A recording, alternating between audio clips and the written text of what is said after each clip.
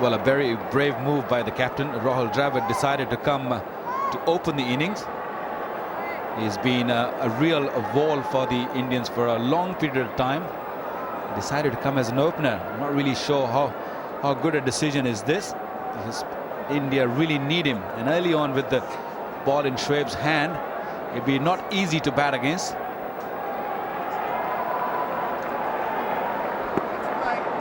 Shoaib it will be to commence.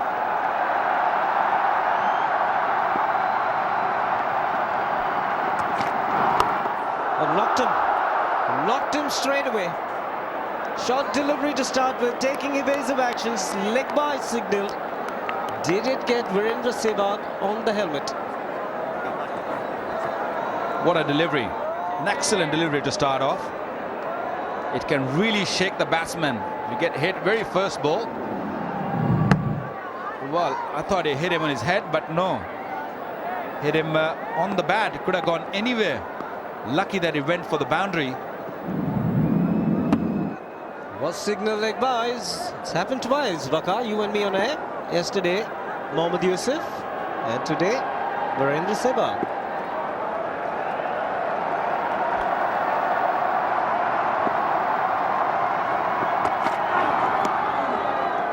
Slower delivery, straight on. Well, it looked like that it hit him in his on his head, but it hit the bat. Risky, kept his bat up. Could have gone anywhere. Lucky that he's still there. Well, doesn't really matter because I don't think Rudy picked it up, but Rudy also thought that it's hit him on his head. Gave a leg buys.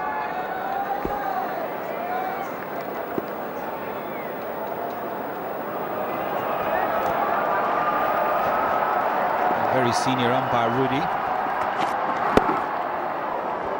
This should be leg buys. Keep an eye on Rudy. Yes, it is.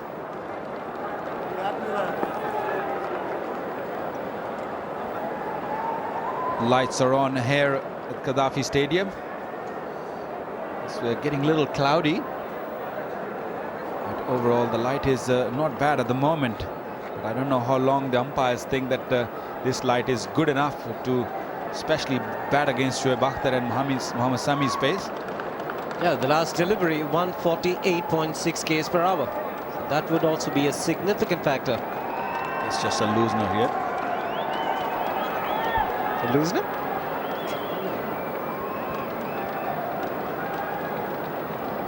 He's got 4 slips in a gully. To Dravid.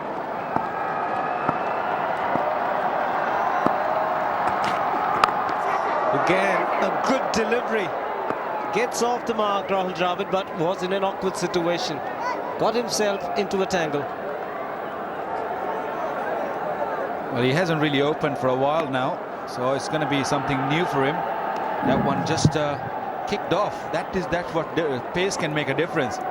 That's what we've been talking about in the Pakistani innings. They didn't really have enough pace to threaten the batsman. And you can clearly see as the Dravid even struggled on that ball, although he's probably one of the best defensive batsmen you'll see in the game. Yeah, the pace you were talking about, also the extra bounce. Rahul Dravid in the air, off the ground, but the ball still hitting him on the shoulder of the bat. Just look at that, off the ground. He can bend his back, Shoaib Akhtar.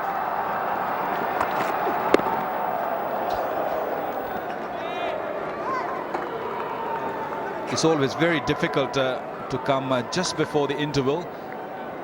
Still probably, say, 12 to 13 minutes to tea.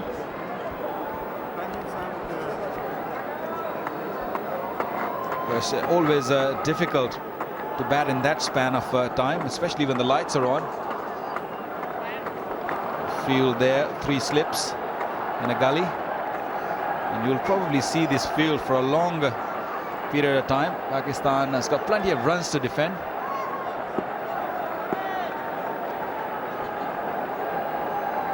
There you go. That's a good field position where he's got the field at short point. Gets off the mark.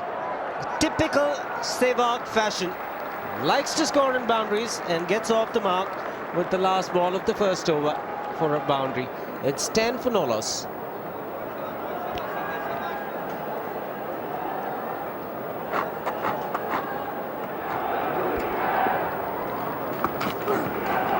Oh, great delivery. Took everyone by surprise, and in Sehwag as well.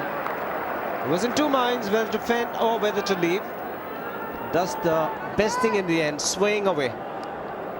That's the quality of Rana Naveed. Oh, he didn't have no clue where the ball went at the end. He thought it was going to be far away, and it was just coming straight at him. Closed his eyes.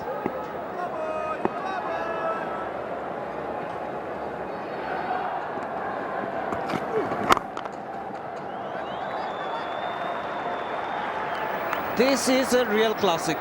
No protection on the leg side. Half volley asking for trouble. Used the pace beautifully. That one once again swung into the right-hander batsman. Beautifully picked. Sheer timing once again. I tell you that if Sehwag stays there, this score will look easy.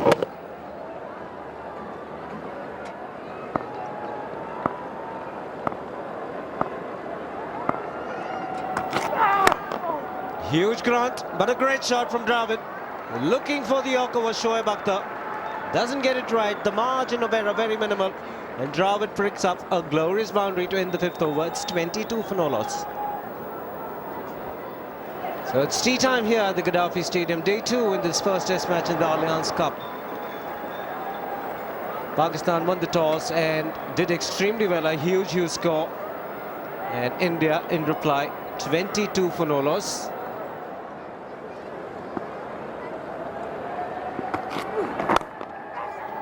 Beautifully placed, and what great timing. Virender Sehwag is off to a brilliant start. Couple of very nice shots. The turn of the wrist, and the ball is away to the boundary once again. They've got some protection on the onside. Should he not keep it on the ground? But this was played to perfection. He allowed it to come close.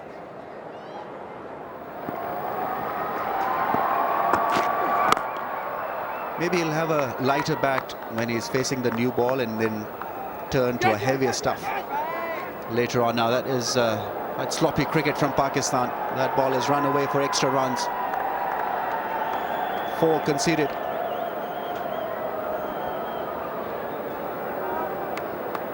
I think fielding side was not prepared to back or even take that return from Shoaib Malik.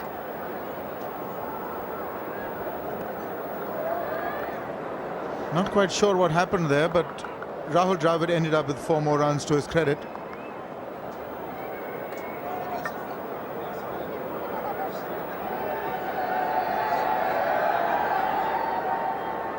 India quickly 34 without loss. They need a good solid start. Rahul Dravid has come into open.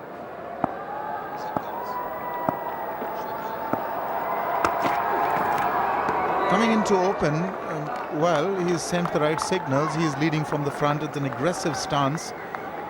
Captain coming into open. And I think, you know, if you consider, Ramiz, that the resources that are there for him, I think this is probably the best utilization of them, rather than having sort of Ganguly open. He's got him where he thinks he'd perform the best in the middle order. So that strengthens the middle order. And he's been coming at 3 a lot. Almost playing the new ball, so he shouldn't have too many problems.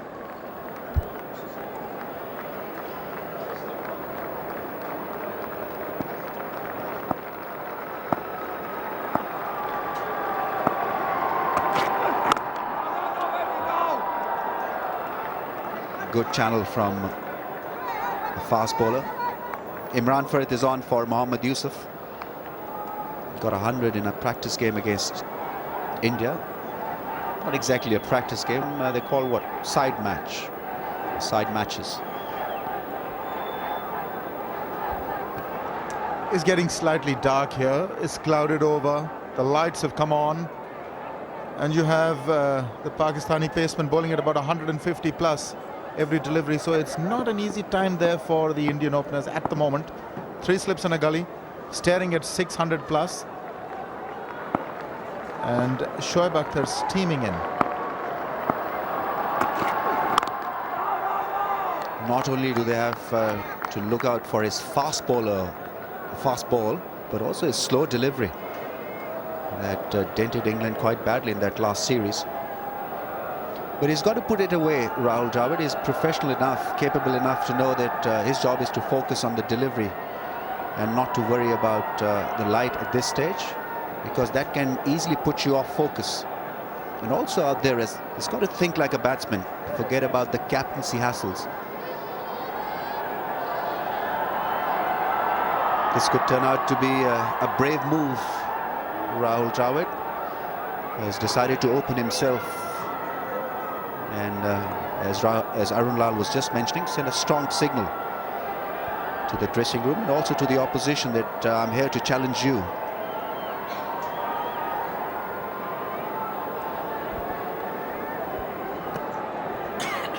It's not easy to remain positive in circumstances like the way they've had to face in the last 2 days. But certainly the Indians need to fight, and fight hard, if they have to salvage anything from this game.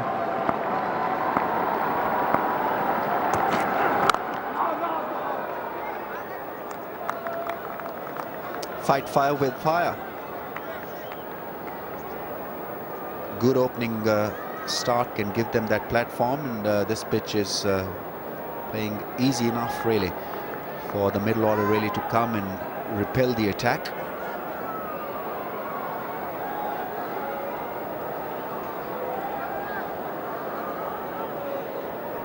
His focus is immaculate. He's always thinking about the next delivery.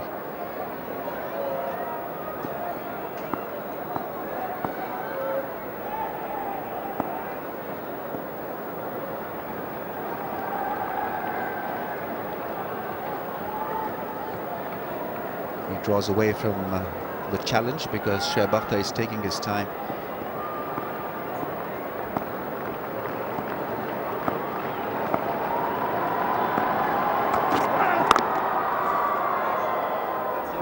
.34 without a wicket.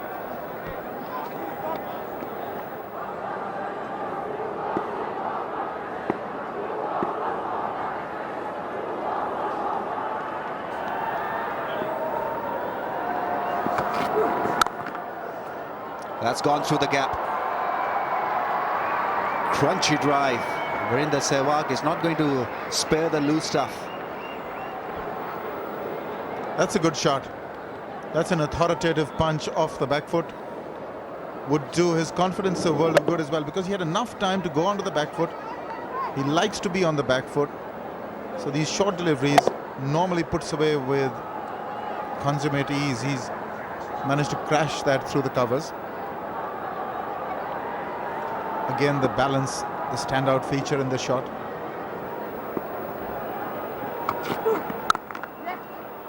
Another fine shot. And Canaria, well, will give it a chase, but an effort that will not go down too well with Pakistan.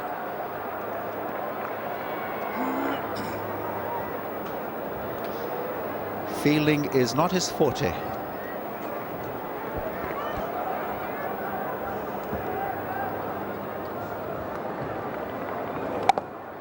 Again on the back foot, that punch. Now this should have been stopped here for a single.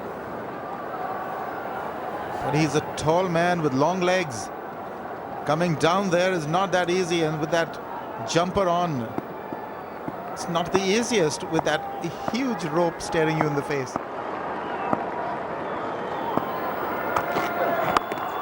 Shot one. In the end, well played. It appeared for a second or so that it had got big on him. Was in a good position, and well, that required some doing to play it from there. It did become big on him. Ideally he would have wanted to leave this one, but he couldn't.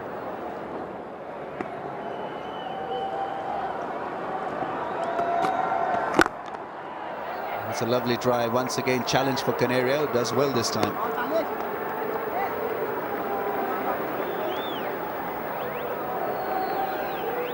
Also, I think Inzamam knows that Afridi has got confidence after his wonderful 100, so he wants to use that confidence and drag it into his bowling.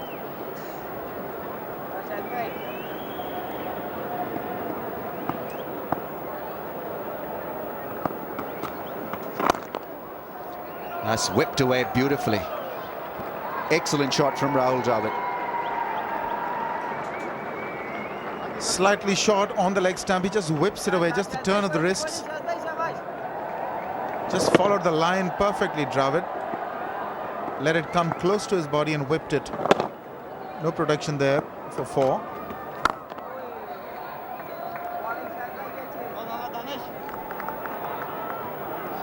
Well, Afridi has got a license to bowl freely. Plenty of runs on the board. So he can be as natural as he wants himself to be. You'll see a lot of variations from him. 47 without a wicket.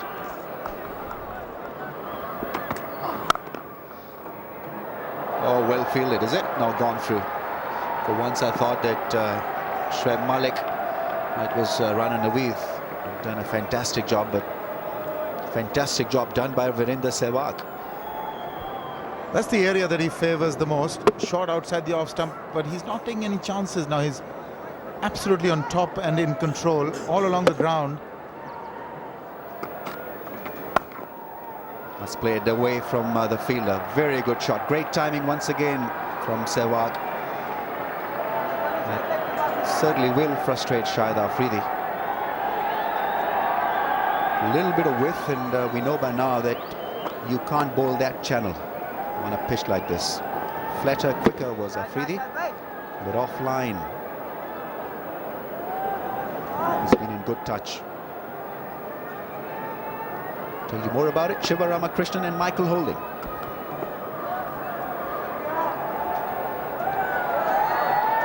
Thank you, Ramiz. The lights are on, as we have seen. Pakistan having made over 600 runs, almost 700 runs, will be thinking to themselves that they have a chance of winning this game, and they'll be happy that the lights are on. Not too sure how long the bowlers will be happy about that, though.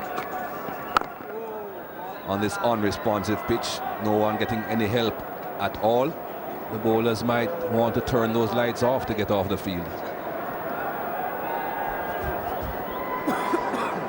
Lights have come on a bit early today.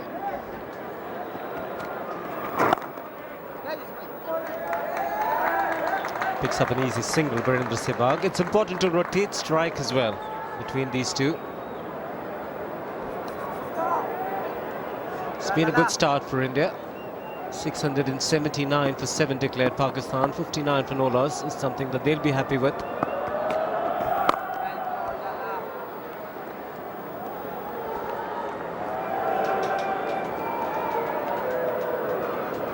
Just 2 men catching close to Dravid, slip and a silly point.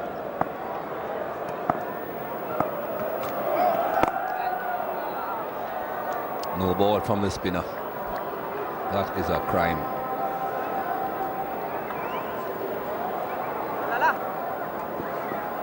Ultra motion will show you exactly how Afridi releases those deliveries. Not a big spinner of the ball. That's why you don't see so much action on the ball out of those fingers.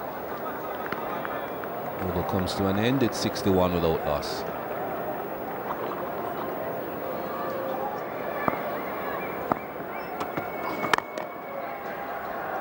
Found the gap. Rahul Dravid. An excellent timing as well.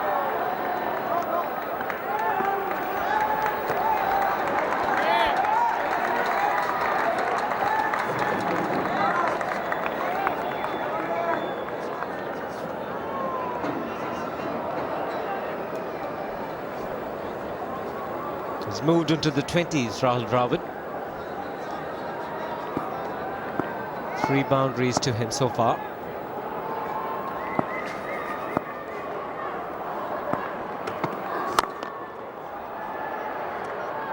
couple of runs that Rahul Dravid got through the offside took him to 8,000 runs for India.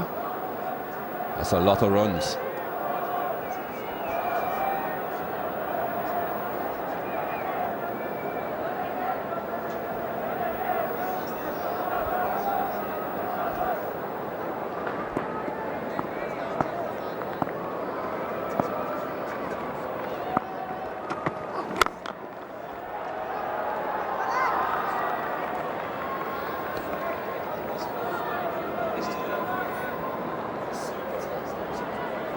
Don't worry about those other 23 runs. He has scored 8,000 runs for India. He has scored 8,023 test runs, but those 23 runs that you see above the 8,000 was when Australia played against that World 11. We'll forget those.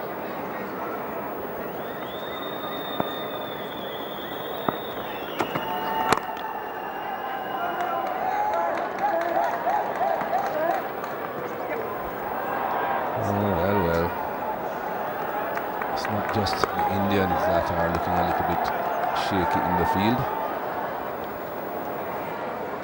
Salman Butt, the fielder.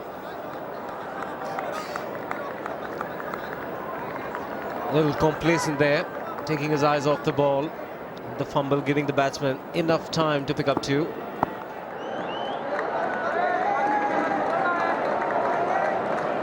The umpires had a word with each other, then a word with the batsmen, offering them the light, and they have decided to take it.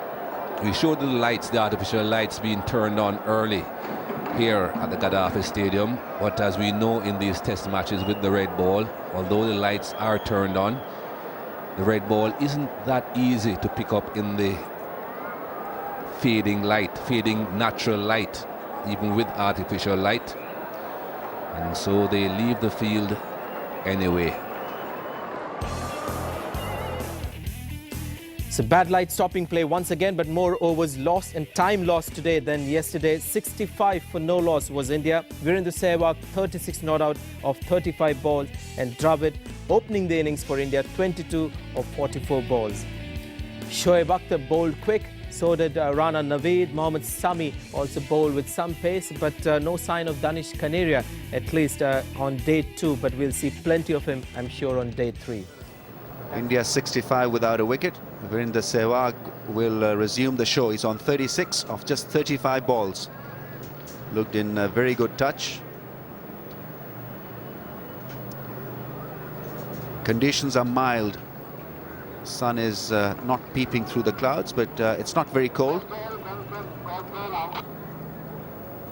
Rahul Dravid was very solid in his knock. 22 of 44 balls. And it'll be Rana Naveed who will bowl the first ball of day 3. And he's away with a very fine shot.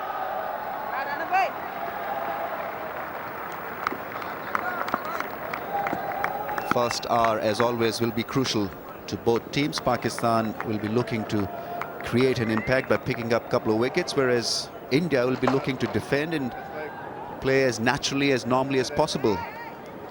Good morning, Michael Holding. Good morning, Ramiz, and hello to all our viewers around the world. 613 runs still behind at the moment, India. Very intimidating when you look at a scorecard like that, a total like that, and you're batting second. What India have got to do is forget about what happened previously and think of their batting, occupying the crease. That ball hardly bounced now. That'll be a worry for the batsman. Day 3 pitch. You'll get to see some variations. But it's much easier for a batsman if the ball goes the way it did on that last occasion rather than jumping up from that good length spot. He'll keep low. And you'll have to keep a vigil on the ball.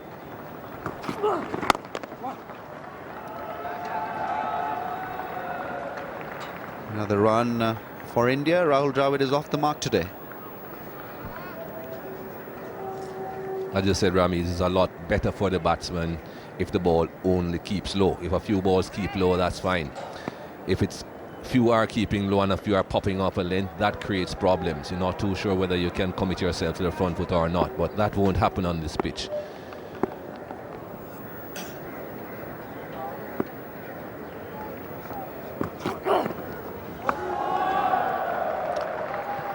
That ball is definitely struggling to zip through. But Dravid is not an express bowler. He's medium pace, but Virender Sehwag had no problems. You've got to keep your eyes on the ball though. Not all will bounce. Greg Chappell just having a word with the young reserve wicket keeper. Did a good job while he had the gloves last year.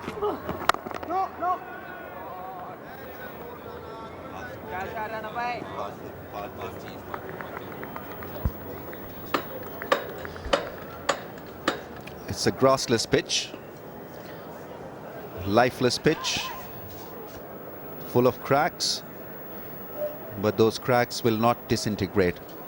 It's well bounded, well compacted. It will continue to be a featherbed. Finds the gap. Mohammad Yusuf will give up the chase very quickly.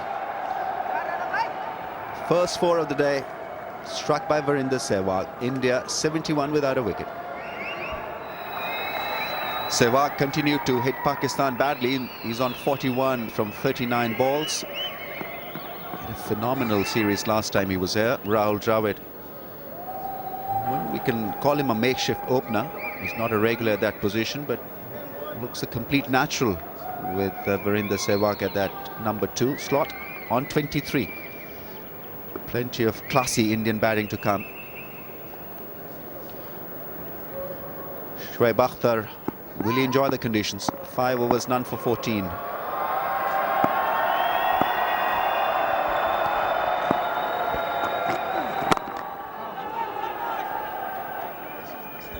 Not off his full run-up.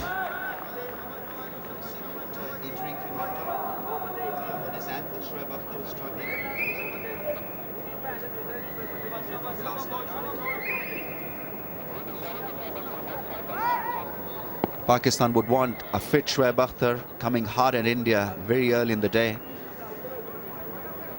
Strapping on his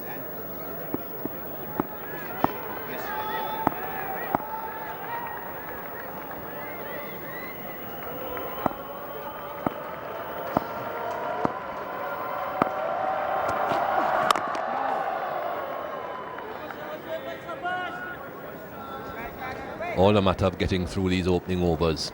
Rahul Dravid, excellent temperament. He won't be too worried about spending time at the crease and not getting runs. It's very important that he spends the time there, sees off Shoaib Akhtar in particular, and then progress from that. Dean Jones was making the point yesterday that it's ideal for the Indian batsmen to think about just batting. Good batsmen on this pitch get in, they can get big scores.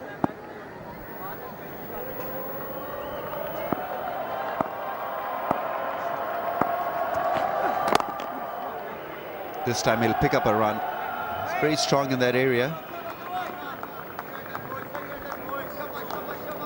I remember India, in fact Australia it was, that numbed him through that area by plotting ring of fielders on the onside for Rahul Dravid.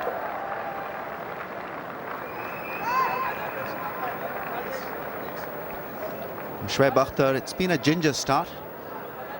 We haven't seen a free-flowing Shoaib Akhtar, and reason could be this. Yesterday, his ankle area was heavily strapped. Feeling the pinch, the pain.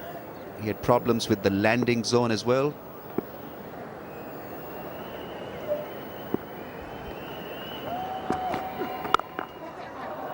Catch it was the initial call, but he plays this shot really well, Virender Sehwag. Pretty much intentional.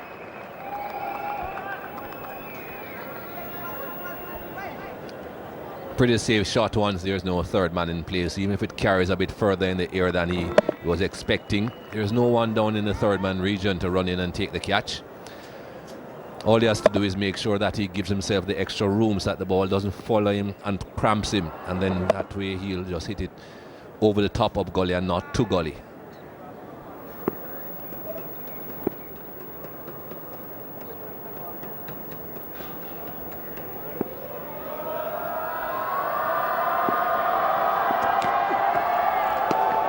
This time he withdraws from the challenge. The smart operator, Virender Sehwag, he'll pick up the deliveries that he wished to hit. There's a lot of method in his hitting.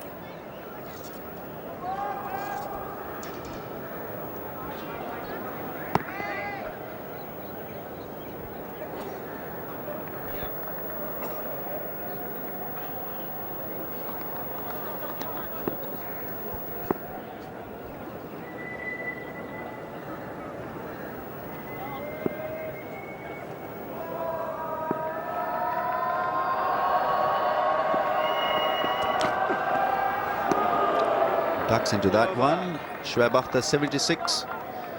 Sehwag's ended the over 76 without a wicket. So they had two men close on the onside for him and challenged him to alter his natural game, because that is his strong area, Rahul Dravid. Slow one, well picked up. So Inzamam really will have to come up with these strategies to unsettle the maestro.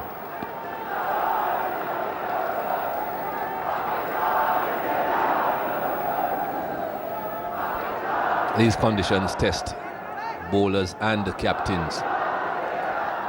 Trying to be innovative, trying to do something out of the ordinary.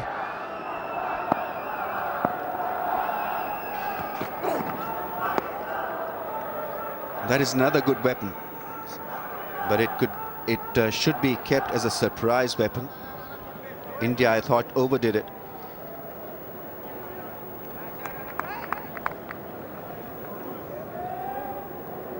They see very strong through the onside. Plenty of runs have come square.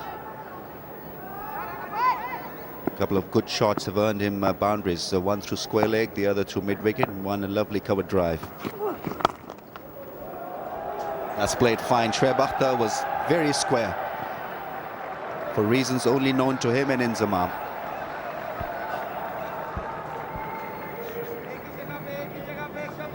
You haven't got much chance of chasing and cutting anything off on this outfield, especially down at fine leg when the ball is getting there that quickly.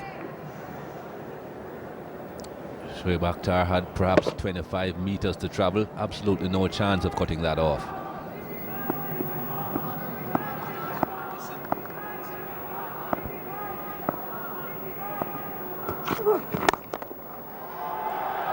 This is his area of strength, and he flows. 84 without a wicket.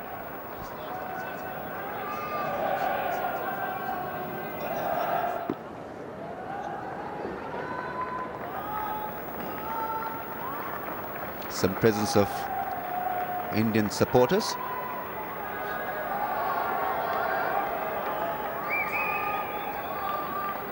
Just one slip and a gully in place now, so Pakistan not over-attacking, which is good thinking on part of Inzamam ul Haq. You've got to place the fielders where you think that the ball will travel. It's very unlikely that the ball will travel in the slip cordon on a flat pitch like this.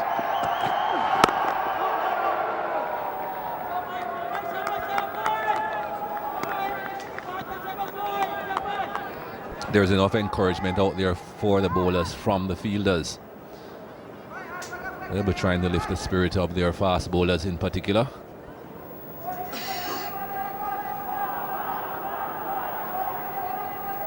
I always feel that you have a chance against Virender Sehwag if you can set up a one-day field for him in a test match innings, because he likes to play hard through the line of the ball at times uppishly.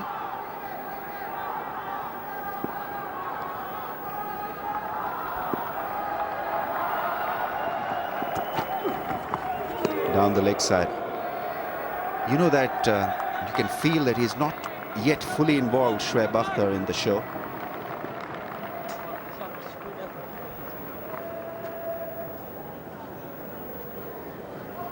It's been a slow start from him. Not very eager to come hard at the batsman. He's trying to size up his fitness. That front foot and the back leg does take a lot of pounding, Mikey. Certainly does. And we saw earlier on, Rami, the fact that he was trapping his ankle yesterday. Ultra motion just showing you there exactly how much pressure your legs go through as a fast bowler.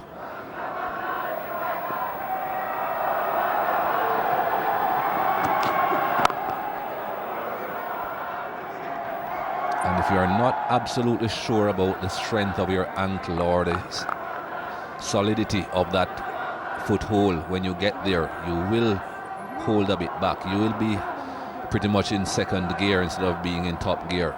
And there he is again, just fiddling around with the footholds. They look good to me. It looks smooth. Left foot landing quite steady. It's not shifting. No turning of the ankle. So there shouldn't be a problem.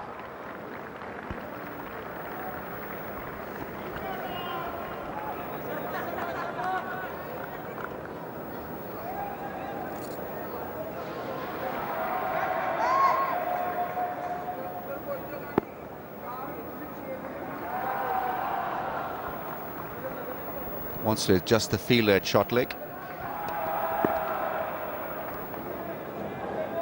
Salman Butt under the helmet.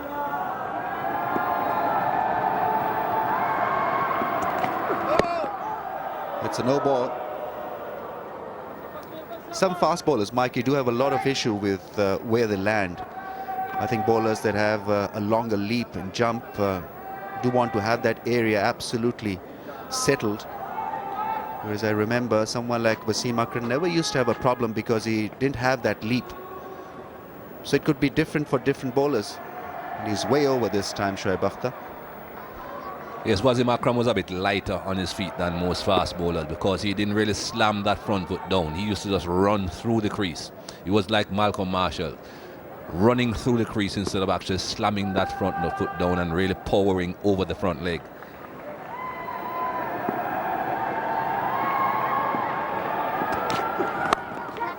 That was intentional.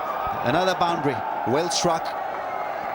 Very difficult to nominate the fielder in the right place when someone is playing an uppish cut shot. You've got to be lucky really to be underneath the ball.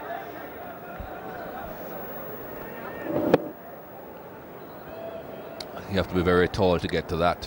I don't think even Joel Garner would have been able to take a catch off that shot in the gully region. They were hoping it would carry down to third man, but wide of third man and wouldn't have carried on the full anyway.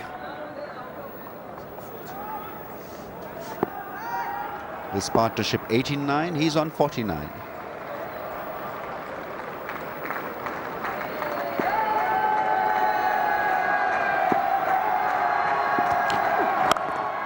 Another cracking shot. What a way to get to your 50.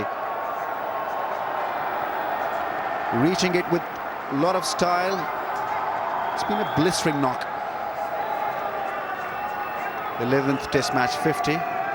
This has been a good positive response from Indian batting. I don't think it's going to be very fruitful to bowl outside the off stump to virender Sehwag. Not that wide of off stump at any rate. I think you need to be a bit straighter. Bring that bat pad into play. Inside edge onto the pad or onto the thigh pad. Well, he's happy. He enjoys batting against Pakistan. 3 half centuries now. The double century as well as a couple of other centuries. So he has them all. Half century, century, double century, triple century against Pakistan. It's 9-3 without loss. This must be good, Philip, for the rest of the Indian batting lineup. This brilliant opening start. Courtesy Sehwag, Dravid.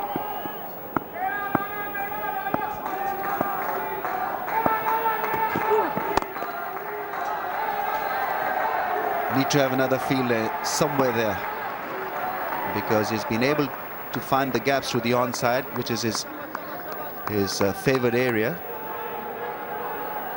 They've got 3 men there in that ring. There's a square leg as well. You can't call it fine leg. It's a square leg fielder there.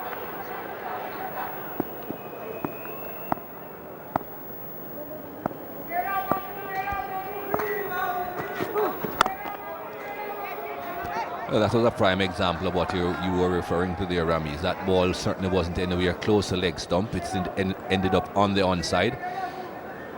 Even balls that are fractionally outside the line of off stump. Have a look at that. Just outside the line of off stump, it ends up on the onside because he closes the face of his bat so much. That's what Australia worked on. Restricting his scoring on the onside, forcing him to try and do something a bit differently.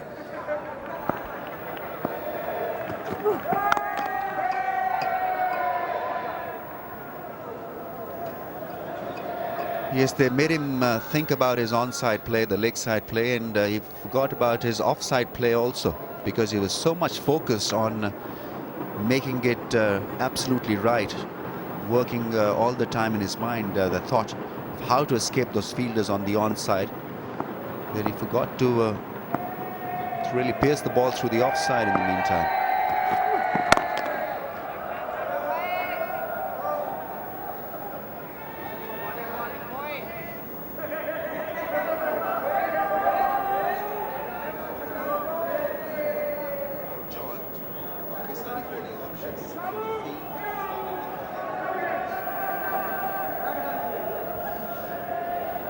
Plenty of options for Inzamam ul Haq. Canaria, who's been so good this year. Hasn't bowled yet in this innings, which is strange. I think he needs to be brought on quickly. Then there's help for Inzamam ul Haq in shape of an off-spinner, Shoaib Malik. He can bowl now. His Dusra has been labelled as illegal, so he can't bowl his Dusra, but he can bowl his Tisra or the first one.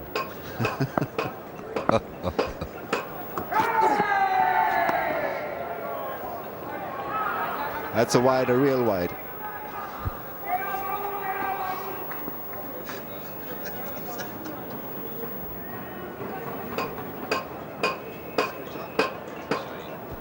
Afridi was preferred over Canaria and Shoaib Malik by Inzamam ul Haq. He's an impact player, impact cricketer, and a renowned partnership breaker.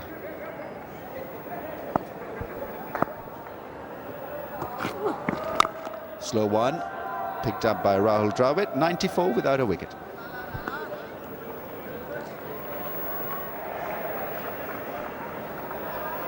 Pakistan demoralized, dented Indian bowling. 400s in that knock. Ended up with 679 for 7. Went at a brilliant pace to get those runs.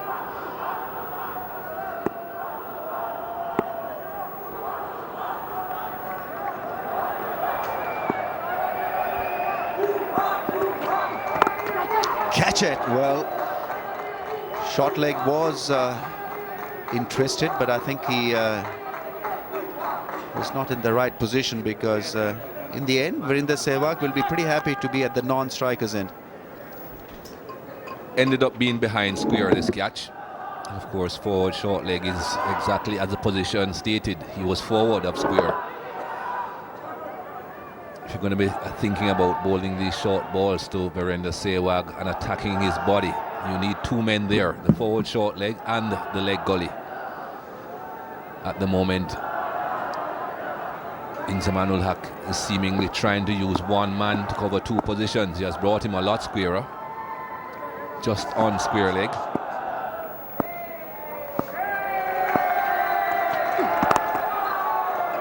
Once again working the ball away with his wrist towards the onside. Virender Sehwag once again a special innings. Such a good timer of the ball, and he needed this boost early on in this tour. India need to have him in good form to challenge Pakistani bowling attack. Some lovely shots, delicately play that cut shot, and then a blistering cut shot this morning to raise to his 50 in no time. Lots of boundaries. Hits the ball very hard, Virender Sehwag. Very good time of the ball.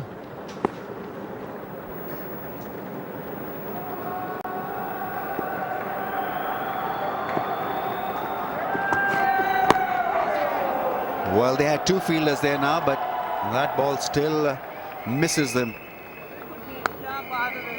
Nasty delivery, very good delivery from Shoaib Akhtar. Everything went according to the script, except that the ball did not lodge in the hands of one of those close-in fielders. Yes, this is not a well-controlled stroke. This is just a matter of it going a lot finer than the fielder. Had absolutely no control over that, Virender Sehwag. Has never really been too comfortable with bouncers directed at his body.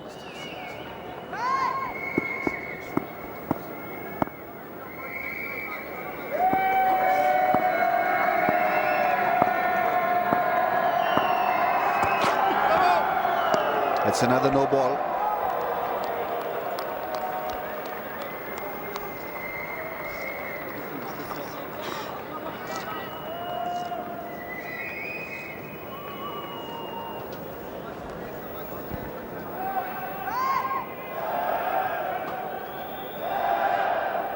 Rudy Kurtzen is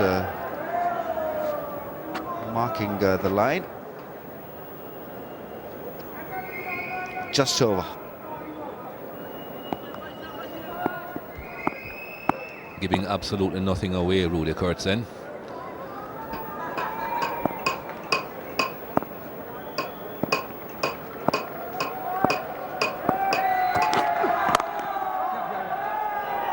Mohammad Sami is quick, but not quick enough to stop a run.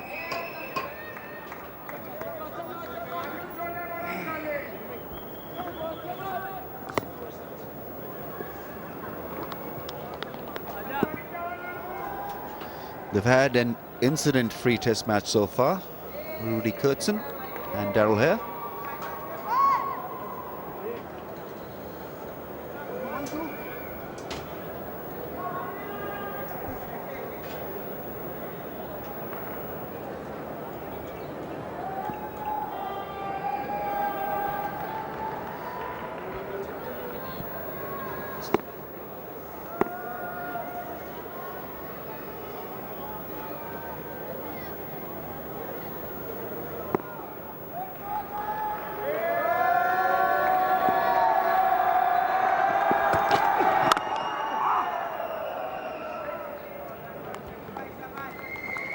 I think it's got him thinking about that shot delivery. Wasn't in control on that occasion, Virender Sehwag. Nadeem Gore is the third umpire. And Mr. Madugale from Sri Lanka.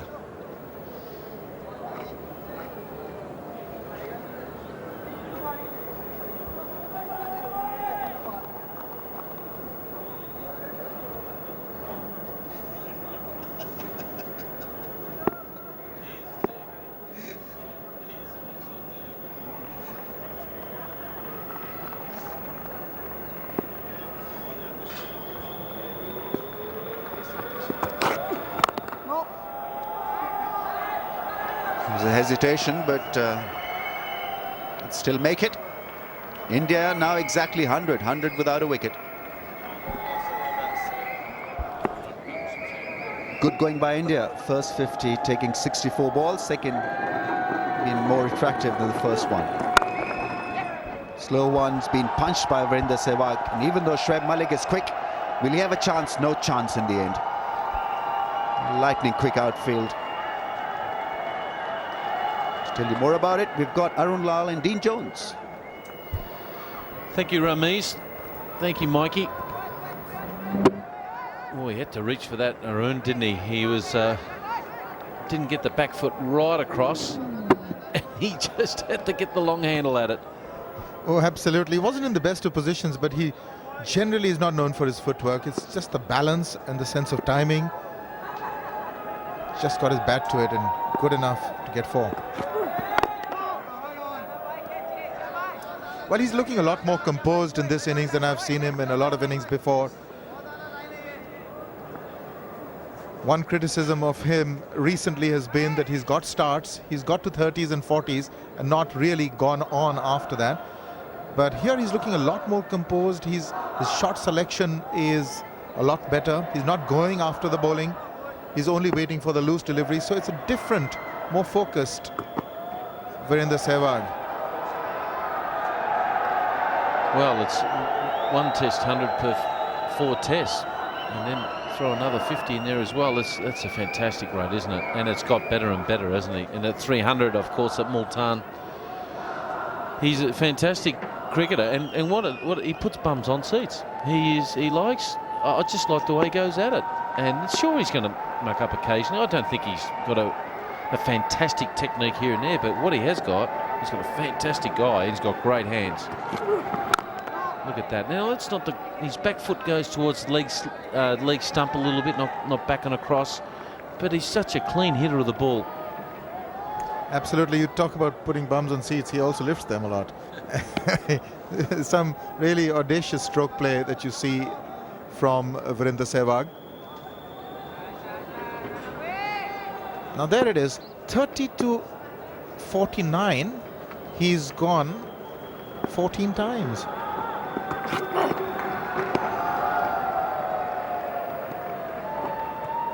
A lot of those pretty recent, there's 30-49. That's what he would be pretty peeved off about in those stats there, because that's when he's weathered the early storm, he's got settled and then thrown it away. Yeah, the interesting as well thing for me is 5 ducks and 7 times he's got out between 1 and 9. It's only 12 times out of the 65 for an opening batsman to get out less than 10, say. So it's a fantastic effort.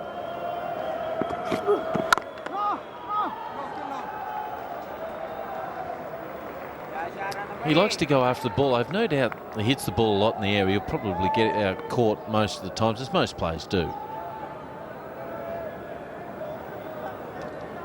26 times he's out caught. 12 and 10. So it's 22 from the times out of 62. So 1/3 of the times he misses the ball and gets LBW, but very good player he is. India 104 for no wicket.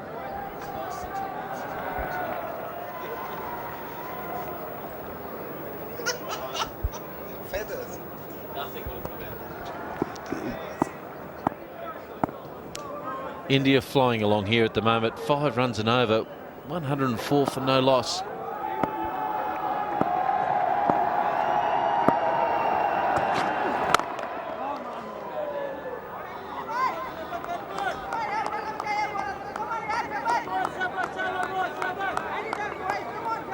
Let's just have a look at some of the ultra motion vision that we've got here, this new innovation that we've got in the television world here. Here it is, slow, the ball hitting. Oh, that's got to hurt, doesn't it? It's almost like Edward Scissorhands in that movie. But his figures went everywhere. But the good thing about it is they didn't get jammed between ball and handle, so that's probably what saved him. It probably hit all 4 fingers on its way to the fine leg boundary.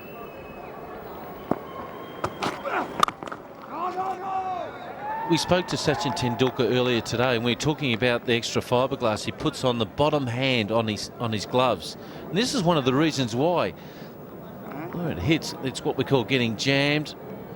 It hits the index finger and the middle finger. Look at the power of that. And you could almost understand a player splitting his webbing there. Oh, that's unbelievable vision. And that, would that have been out if he was caught with his hand off the blade? Yes, I think the glove was on the handle when it first on impact, and then it was sort of pushed away with the power of the delivery.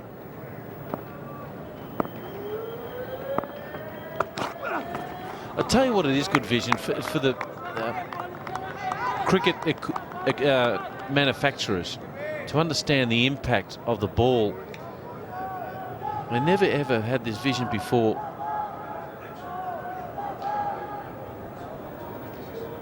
Well, another thing that you could use this ultra motion vision for is, in case you're undecided whether that was out or not, the umpires could definitely take a closer look. That technology is pretty well developed for me. Well, it's knocked his hand off the bat through the impact, so it would have been out if it was caught, of course. But that's amazing vision, and more importantly, it just goes to show you those first 2 fingers on these bottom hand are very important to add more protective tape or cushioning in there. And that's what he's trying to do. He's trying to get it up around his throat so he can hit those gloves and balloon to that leg gully position. No, I think that's a great idea, especially with Virender Sehwag, that he's got these two fielders, the two close-in fielders on the onside. There's a short leg and there's a backward short leg.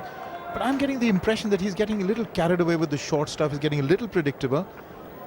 Got to bowl a lot more up front and then, you know, just surprise them with one well-directed one. Yeah, I think the Yorker, he's trying to get him on the back foot, get in between the ears of Rahul Dravid, show it back to He'll bounce him, and maybe the sharp Yorker or even that fantastic slow ball that he bowls so well. He's trying to set him up here. Wow. There you go. Well, that was the slow one, and judging from the effort that he expended bowling that slow one, it requires a lot, because we heard that massive grunt before he let that slow one go. Well, you think that's the little trigger to pick it up?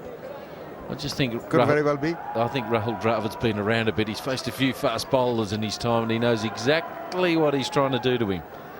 Mind you, I'm talking my own opinion. When I didn't like a leg gully around the corner. Once you do that, if he bowls it short, I'm going after it. I'm not going to play a defensive shot there. I'd rather go out in an attacking shot than going out of defending a ball away.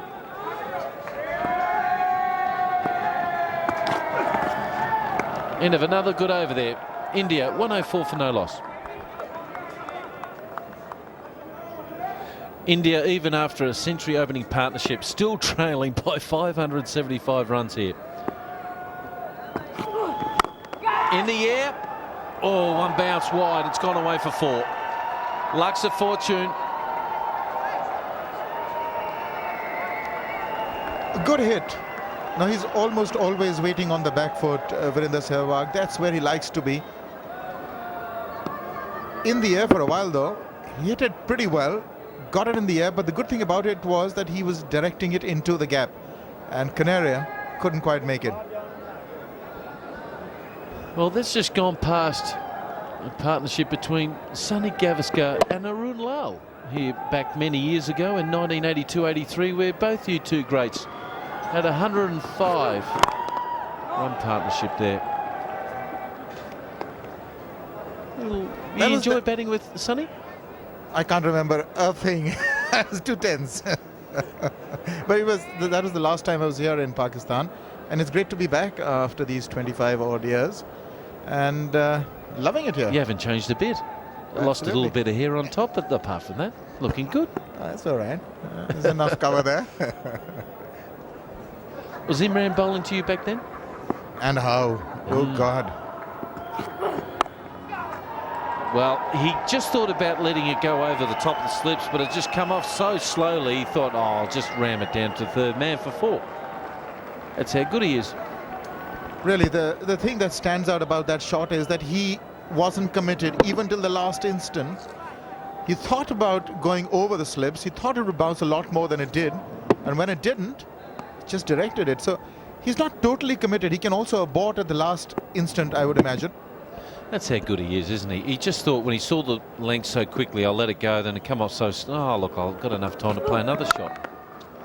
Oh, hello. The difference between him and some of the stroke play that we saw from Pakistan is the fact that he can hit the ball at 360 degrees. He's got all the time in the world, and he hits the ball down the ground. And it's also, no, he's not bludgeoning his shots. There's a lot of grace in it, and he's straight batted it past extra cover. Now that's as good a shot as any that you'd see. That's really not the length to be bowling to Virender Sehwag, because he's already on the back foot. That's where he loves it. Well, he's got 72 and he's hit 15 boundaries, so he's not too keen on running. Look at that.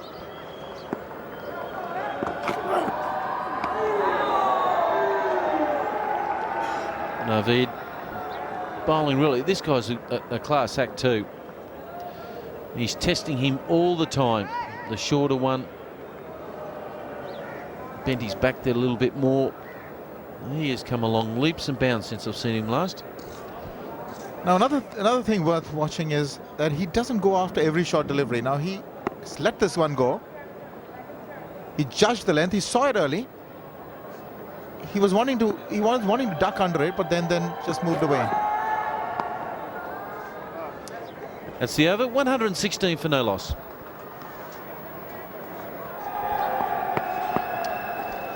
Well, it's a bit chilly here. You don't often see that.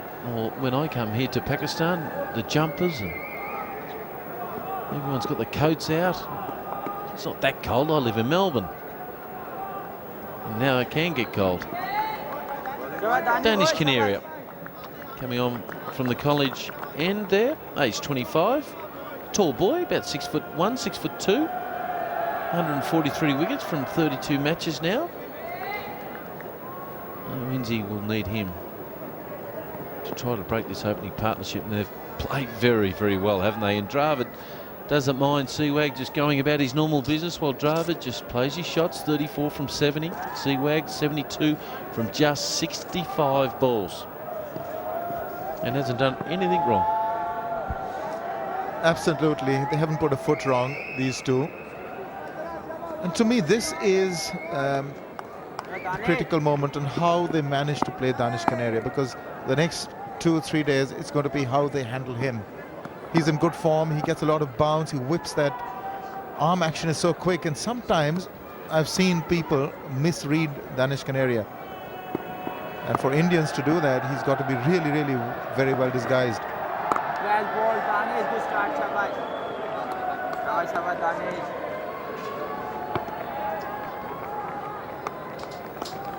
Shabash, Danish. Shabash, Danish boy, Shabash. He's just a smidgen slower than Anil Kumble, but what he does do more than Anil Kumble does spin the ball away a lot more. Good shape there, and he has got a very good wrong, and he's got all the toys. As Shane Wong will call it, the Zura, the flipper, the mystery ball. These guys make up a different ball every year, but you can only do so much to the ball. The Brotherhood, as the spinners call themselves. Oh, good call by Sehwag. He wanted to get down there. Now this is going to be interesting. Sehwag has been very composed, very selective in his shot play today. But something just takes over when he, is playing a leg spinner. It's the time that he gets in the air, and he's not scared to go against the break against a leg spinner.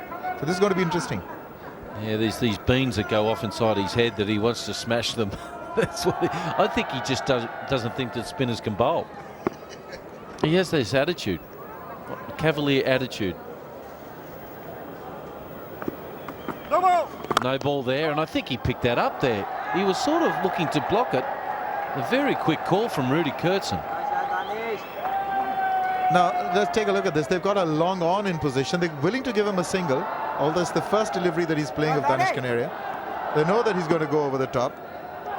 So that, in fact, is an attacking position for him at the moment. Dangling the carrot there with that fielding position. Oh, you can see he wants to go. The big back lift, the flourish. Oh, it's good battle. That's what it's about. And Danish Canary won't mind that. Sure, you'll be hurt a couple of times from him, but he'll back himself to knock him over occasionally. Look how high that hands are on the bat is, the big flourish.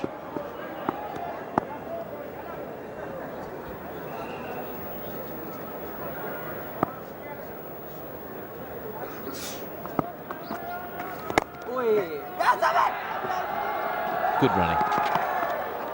Very, very good running. And it's responsive Sehwag, I think, really, because he wants to get down to face Canaria. And Rahul Dravid's quite happy to say, well, I'm going to bat here for 2.5 days. This is actually good running. Now, Sehwag has got to go to the danger end, at least the nearer end. The throw generally, because of the angle, comes to the non-striker. Good running. Another one there. It's the end of the over. 5 off it. 121 for no loss. Well, we saw a little bit earlier. This is Shoaib Akhtar hitting the hands there of Sehwag. Here it is with the ultra motion, the impact there. Can't believe how hard that's hit those hands. Took the hand right off the bat. Now here's the release time, 93 miles per hour. And by the time it gets at the batsman's fingers, bang, 73. So that's how much it changes. And because of this flat batting pitch.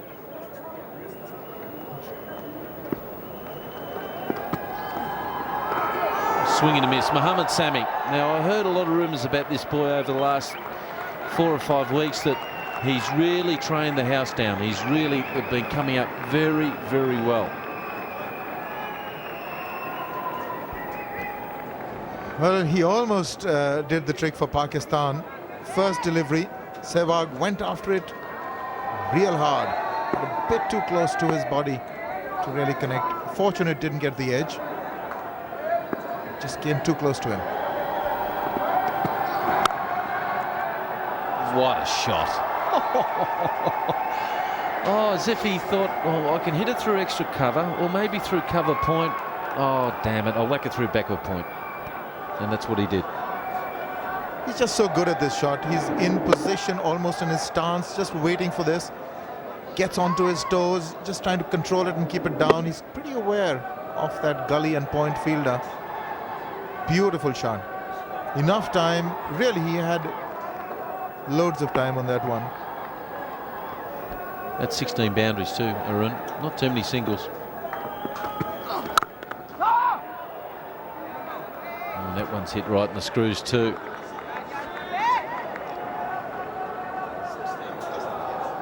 $11 singles, 16 fours.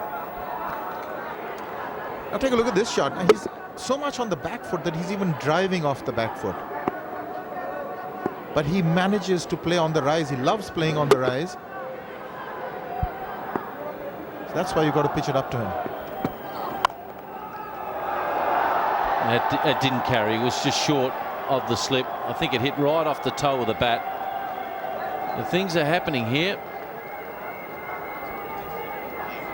Indy is coming a bit quick, right off the toe.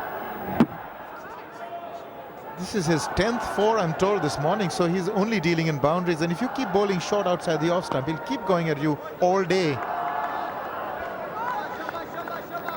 82 runs from 72 balls. It's been unbelievable. The run rates of this match. 129 from 23 overs. Well, that's a poor shot. Well bowled from Mohammad Sami. Is it a white ball or a red ball they're using in this match? I'm confused. I know we've got some one-dayers coming up at the end of this series, but God, this pitch is just a bowler killer. Well, this is again short outside the off stump. Not that short for him to really wind into the shot. Basically trying to late cut it.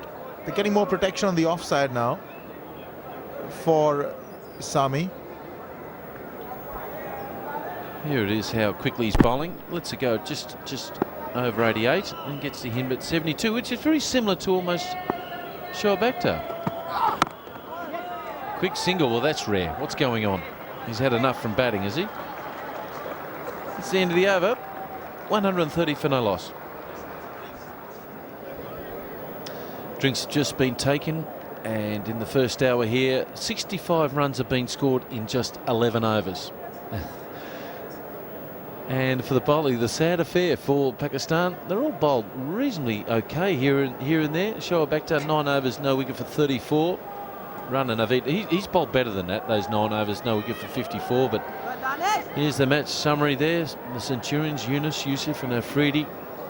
And the Centurions for the bowlers as well. Magaka 2 wickets, Kumble 2 and Patan 1 respectively.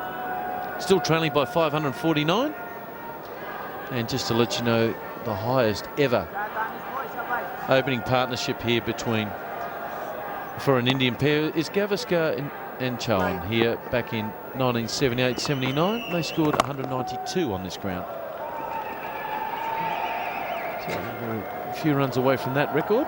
But the way these two guys will do it, they should do it in about 35 minutes. That's the way they've gone today. Absolutely. They're making a mockery of these scoring rates. in this entire test match, especially when Afridi and Akmal were going at the Indians. But the Indians have started really well. 5.42 is the run rate at the moment. They haven't lost a wicket. Beautifully bowled. It just seems to be a lot more revolutions on the ball going down when Danish Canary bowls compared to a Kumble. Two different, entirely different bowlers. One a great, as in Kumble, one potentially can be a great, this fella here.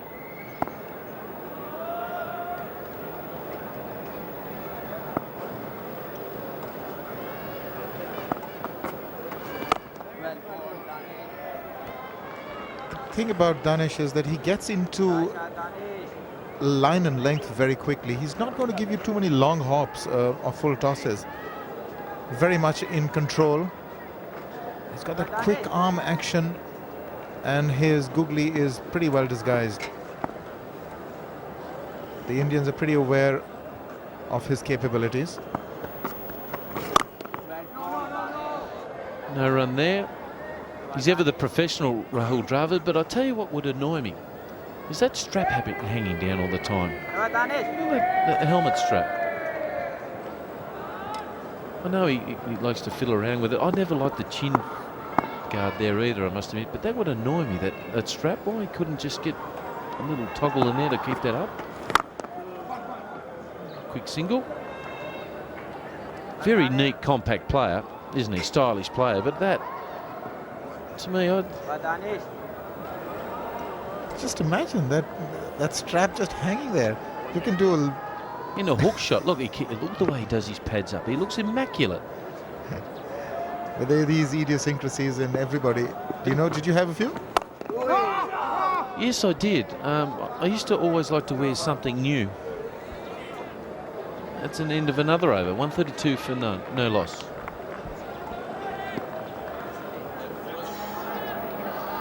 Well, after 25 overs, no wicket for 32, and unfortunately I think the umpires have had a little bit of a word there, and they've asked for light, which is given light to the batsman, which is quite funny in a way because they never looked like getting out, did they?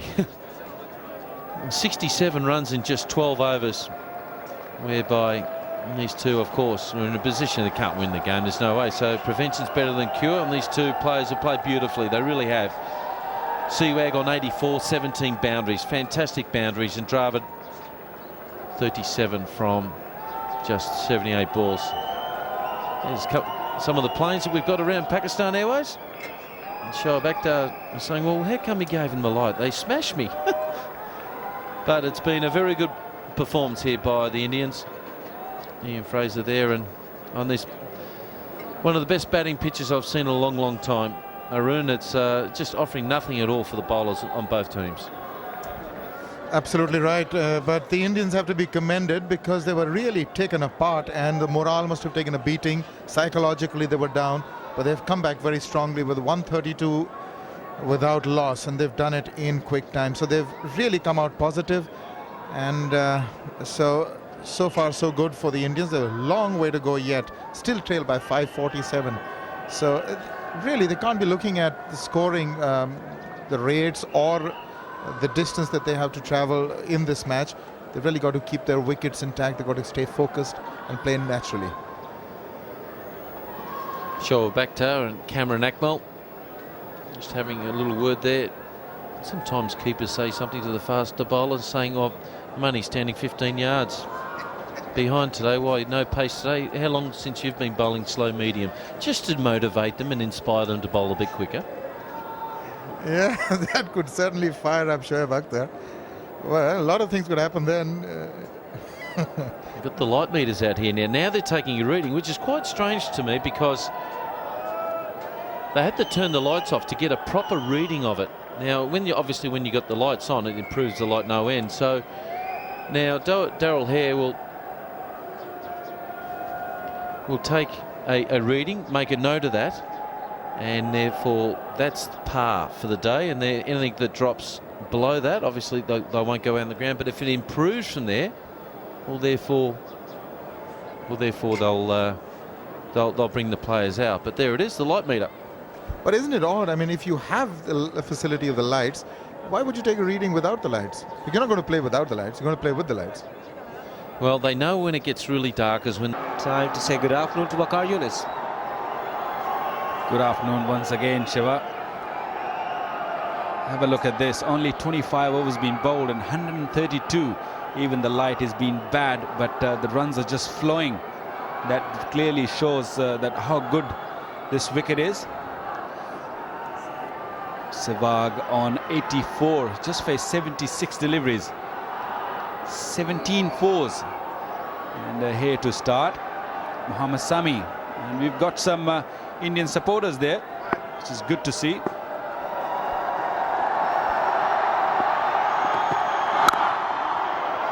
You need to stick to that line. It provided Virender Sehwag with a lot of width outside the off stump, and he made it count. Lots and lots of boundaries coming in that area. Mohammad Sami is bowling with 1 slip and 2 gullies. Plenty of support for India. It's been a friendship series, India-Pakistan. Supporters from both countries enjoying the cricket.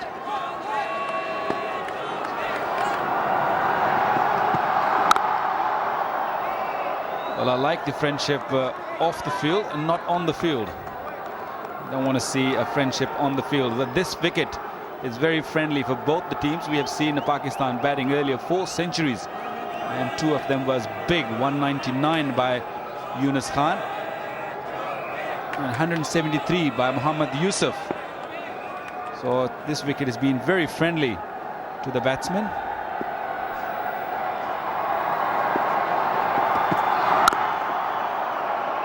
Nicely stroked. Gentle push, but that's enough to reach the fence. He is in ominous touch. Virender Sehwag.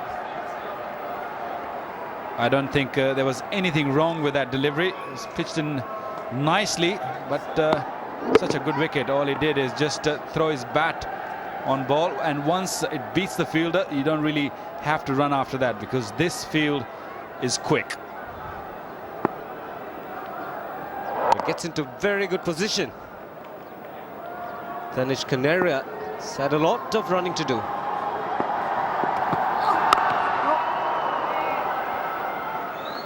That's where Sehwag struggled a little bit.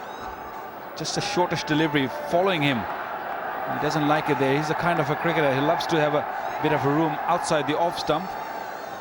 He's literally a butcher when you bowl him outside the off stump. Give him a little bit of room and he'll throw his bat to anything outside the off stump. He's on 88.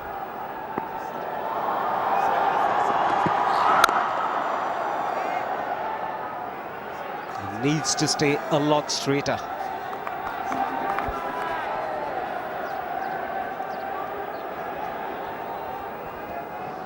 Well, we've just got some information for you. It was Virender Sehwag who took strike after lunch, the first delivery. And apparently, the last ball before lunch, it was him who took strike as well. And I don't think they picked up a single.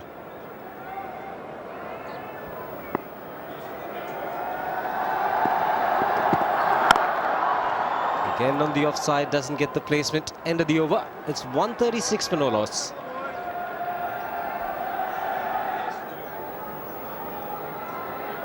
"18 boundaries in that 88 for Virender Sehwag. Rahul Dravid, his best score as an opening batsman. 37 not out. His looks solid. Quite a bit of batting left. VVS, Lakshman, Tendulkar, Ganguly, Yuvraj Singh. Ideal start for India.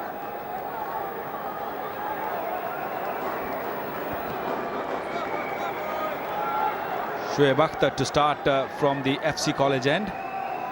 He's bowled 9 overs, 3 maidens. He's been good since morning. Hasn't really picked up the wicket, but he's trying his level best to give a breakthrough here to Pakistan. There we go.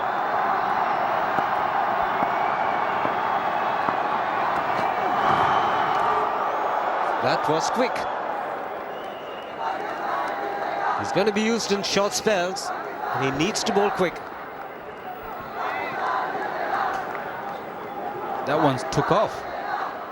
Wasn't really short, but got a little bit of a help from the wicket, and really surprised Kamran Akmal there behind the wicket. I'm not really sure if it's got to do with the weather, that the wicket might have just gone a little bit quicker. It's overcast, you might have a little bit of a swing there for Shoaib Akhtar.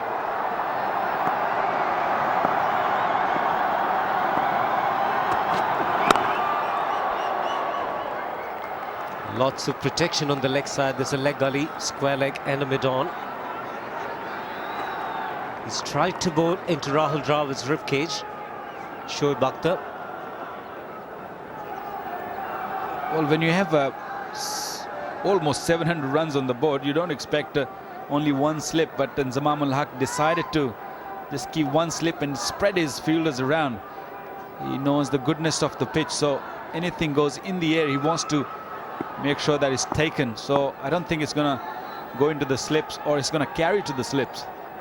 So it's a good decision by him, that putting one slip and spreading his fielders around. He's got a sort of fourth, or you can call it a gully there.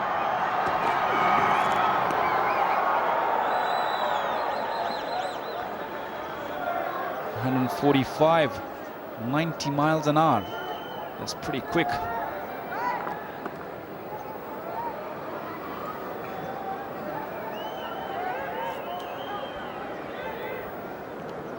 Just having a word, Rudy Kurtzen, with Virender Sehwag, and I guess it's about the last ball before lunch. Danish Canaria, that's on the left of your screen.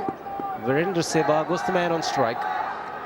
And to your right, it's Mohammad Sami, and Virender Sehwag again was on strike. Sehwag did not pick up a single before lunch, but he retained strike. That's a mystery.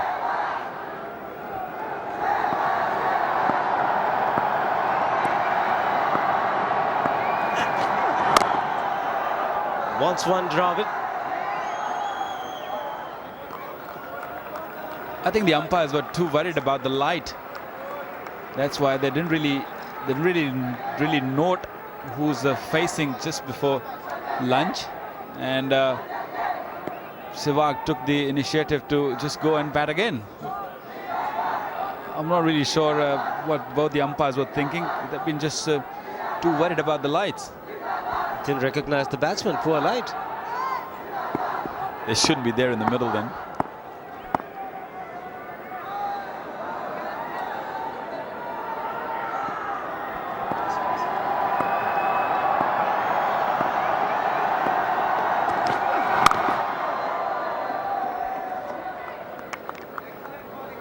That means Rahul Dravid shouldn't be still facing. It should be Sehwag facing this over, because the only run came in the last over was a boundary from Sehwag. But never mind, it's all gone.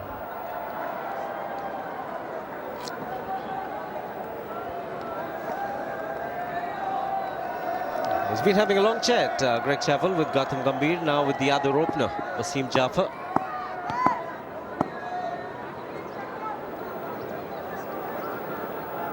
Well, I'm not really too sure that talking to a youngster for that long. We saw him talking for a good half an hour, 40 minutes. That's nicely bowled there by Shoaib Akhtar. 27 overs gone, 136 for no wicket. Good strong reply by India. 136 for no loss.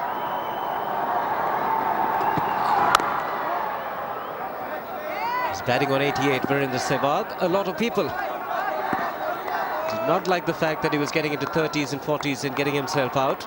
And he had the point to prove, and he's proving it here. On 88, he needs to get a big one. That's a good record against the Pakistanis, Virender Sehwag.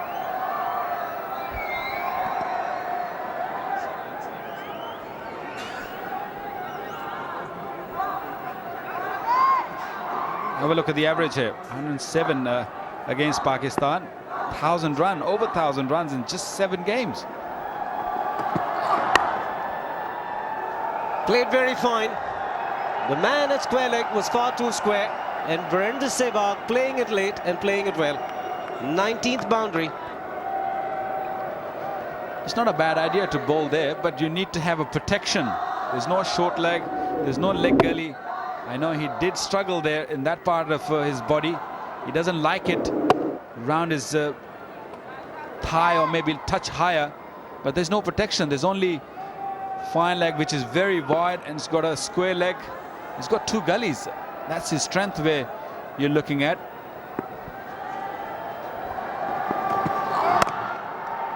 Into the 90s. 92. Mohammad Sami overstepping.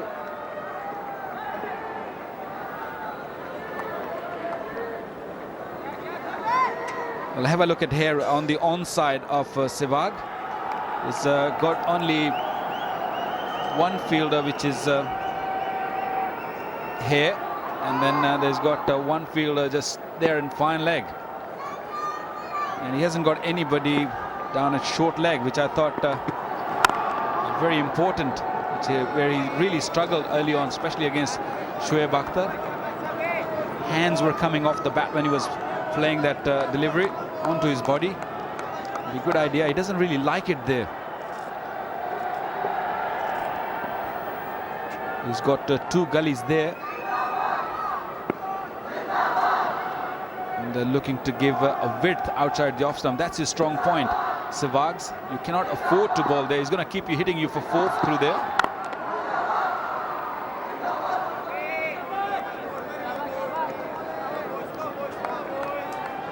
He's picked up a lot of boundaries through that area you were mentioning, Waqar.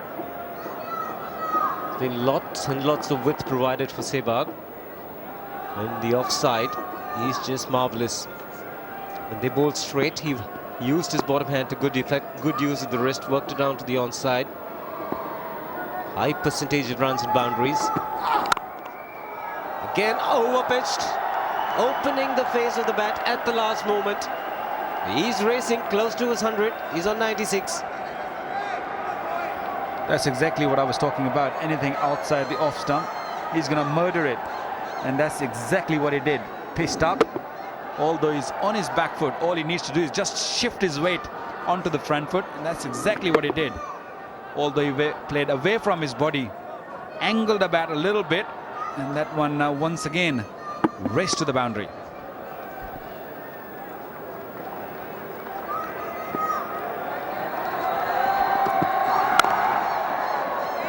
Dot ball to win the over. 28 overs gone. It's 145 for no loss.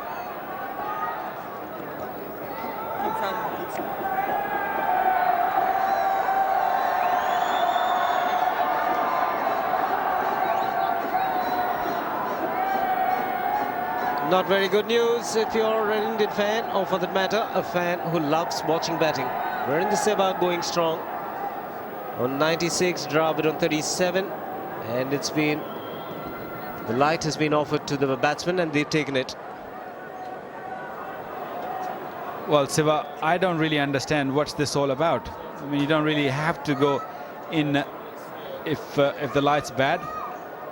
I mean, I don't see any difference what it was about 10 minutes, 15 minutes ago.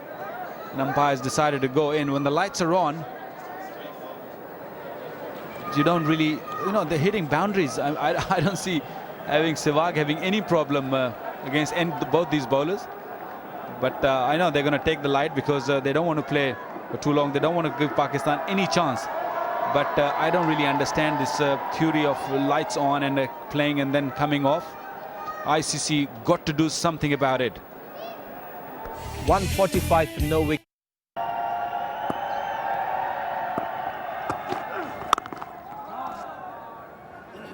Still striving for some pace here, Shoaib Akhtar.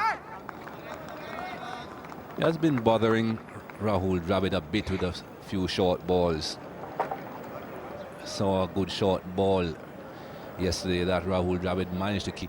Tried anything silly. He's just being very focused, very compact. On the other hand, Sehwag is very aggressive as always.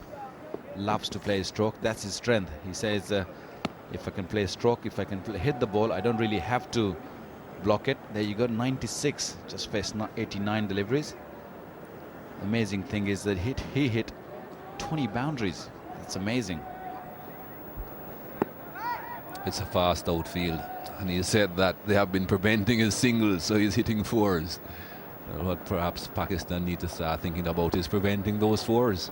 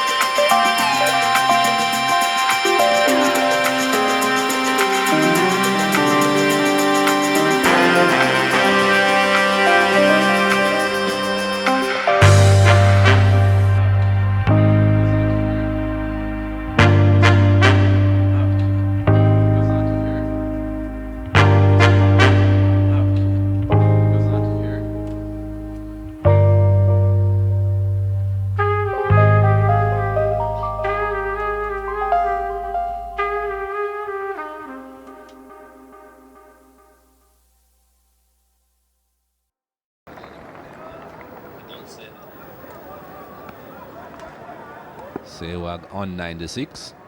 He likes spinners. And there we go. That brings up the century. Well, I haven't seen Sehwag blocking anything coming from Danish Kanea. That one turned a little bit, but beautifully on top of it. Well-deserved 100, beautifully played. Only faced 93 deliveries. This is 11th test 100. So the man is in great nick. The first ball faced. As he said, if it's there to be hit, I'll hit it. His 4th century against Pakistan. शाबाश. Well, Mikey, I don't think it was there to be hit, but he made it. Yes, you wouldn't really say it was a bad delivery from Danish Kanaria, but he made sure it went for 4.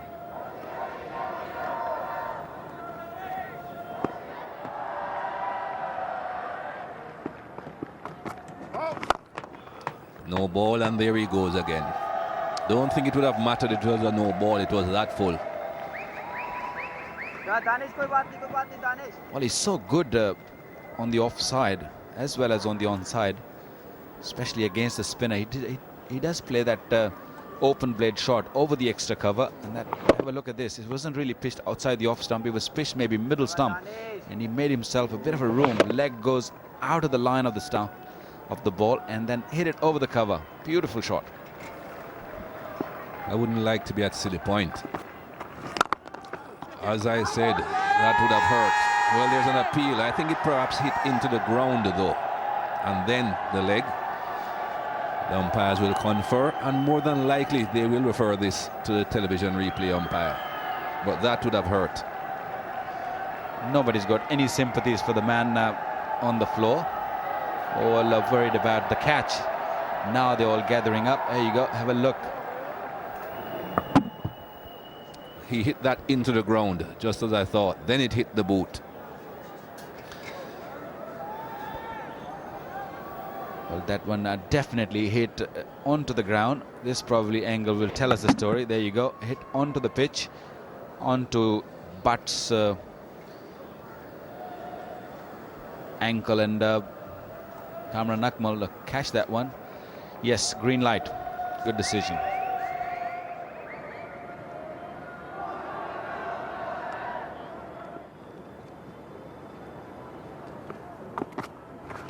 Well ball, Danish. Oh, what happened there? Let's see what the umpire says about this. Well, he gave 4 runs. Kamran Akmal didn't seem to pick up that ball when it was thrown back at him. It went past him. It's 4.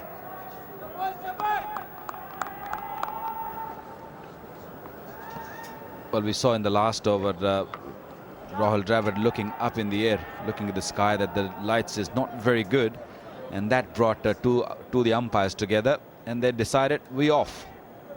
The light is not good enough to play cricket, although the spinners are on, and both these Indian batsmen decided, okay, we had enough, we're going off.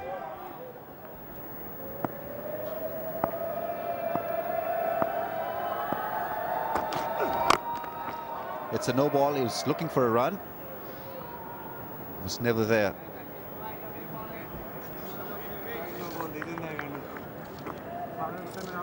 Well, he's looking to occupy the crease as long as possible. Rahul Dravid will pick up the singles and give the strike to Virender Sehwag.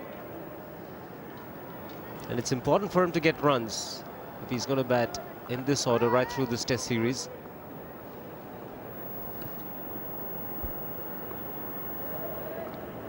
Two slips in a gully now for Shoaib Akhtar.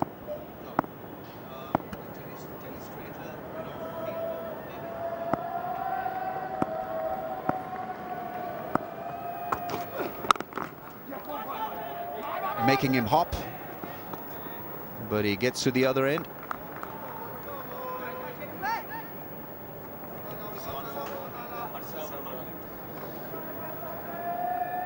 Saw a glimpse of Imran Farad, the 12th man, who's on for Salman Butt.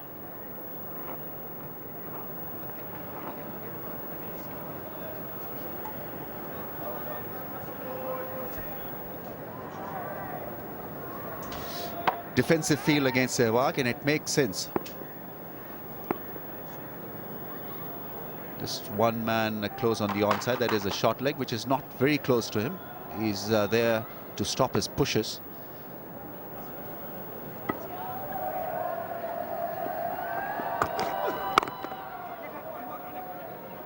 Good running. Pinch another run. It's 165 without a wicket. Break.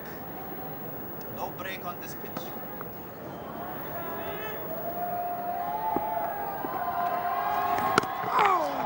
Almost bowled him. Now that was really ambitious from Virender Sehwag. He's got so much of self-belief that he knows and he feels that he can hit anything. Now that was close. Made some room and trying to swing the bat through the line.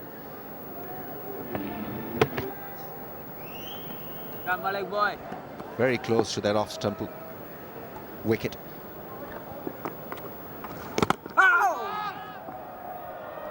And again, just get the feeling he's not watching the ball onto his bat, Virender Sehwag. Much fuller this time.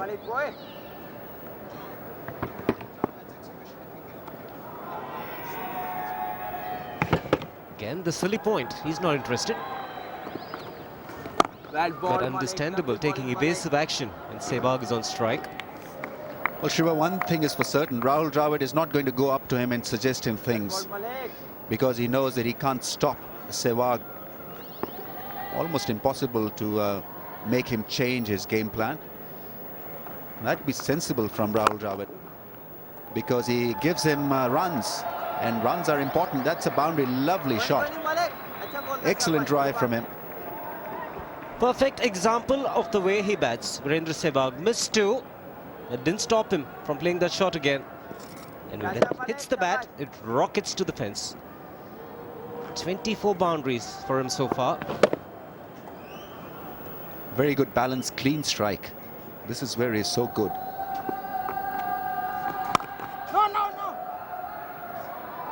Misfielded by Shoaib Akhtar, allows him a run.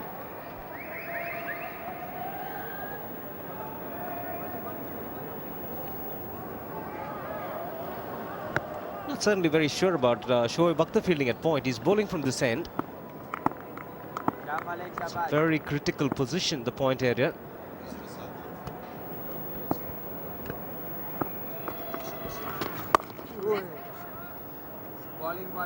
Rahul Dravid will keep the strike. India 171 without a wicket.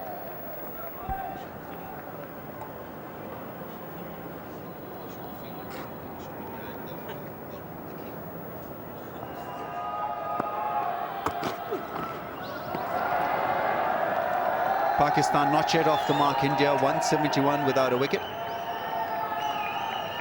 He's bowling at a good pace today, Shoaib Akhtar. Very fresh, and he wants to prove a point. He had great series against England. So much depends on his health if Pakistan are to trouble India in this series. It's good that he's enjoying himself. There's a big smile on his face. This is a revamped Shoaib Akhtar.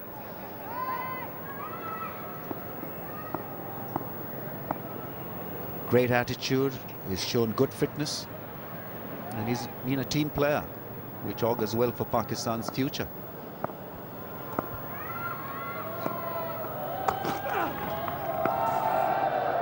Again on the shorter side.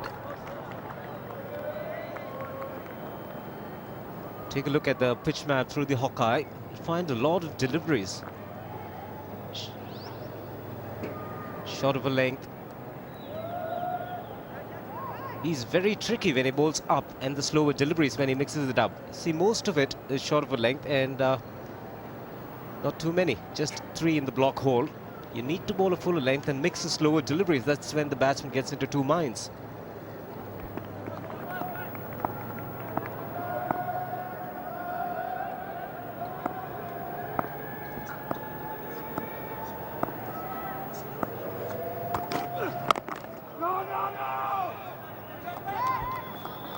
He's an intelligent operator, Shoaib Akhtar. He would straight away know which length to bowl at on a pitch like this. He hasn't overdone the slow delivery, neither the bounces. He's been very much reserved in his line of attack. But we know that when he'll see the opportunity, he will experiment his total craft. A very smart operator. Not only the pace that he has, but also he's shown a lot of brains in how he operates. There's that slow delivery we're talking about. Misfired by him. Trying to mislead the batsman, was he? Huge grunt. And a slower delivery.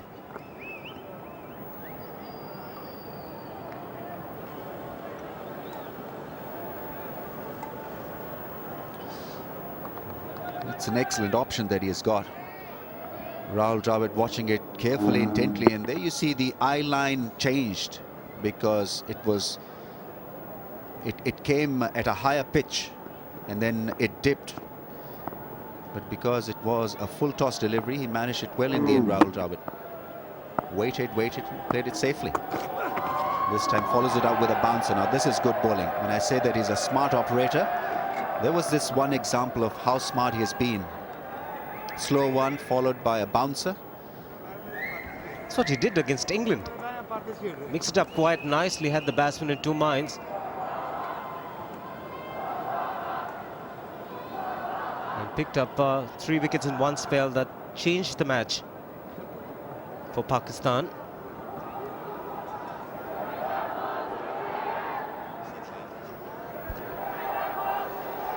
He always has a word or two to say to the best batsman in the camp. Rahul Dravid completely ignored him.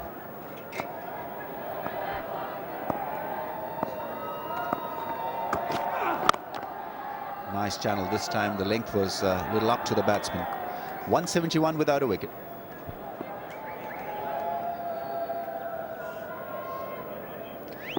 Well, she saw herself on the big screen and enjoyed it.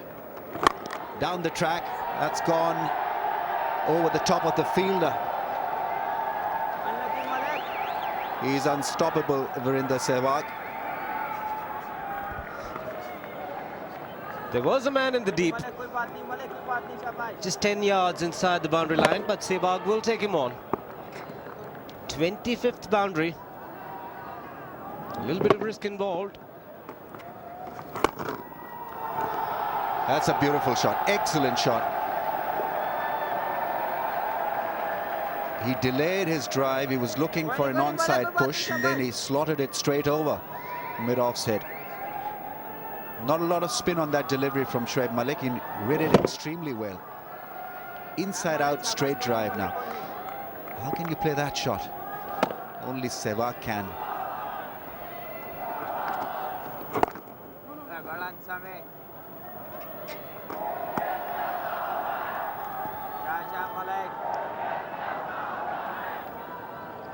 High percentage of runs coming in boundaries.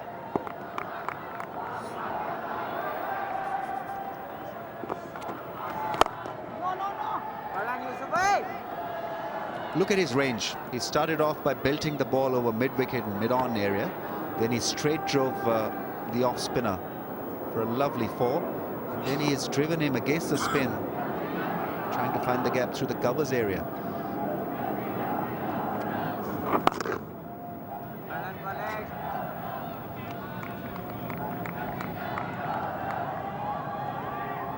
The last over, the dartfish coming up. Played and missed a couple of times, but he doesn't let those things bother him mentally.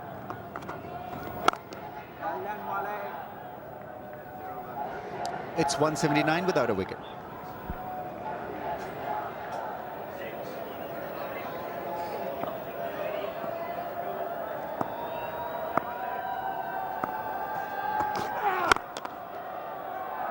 Bit of reverse swing, but he had to put in a lot of effort. Look at that bowling speed, 94.5 miles per hour. And Rahul Dravid, as cool as ever, played it with a straight bat, defended solidly. Bit of change in action as well, bit more slingier. Probably getting a little more round arm to get the reverse swing going for him.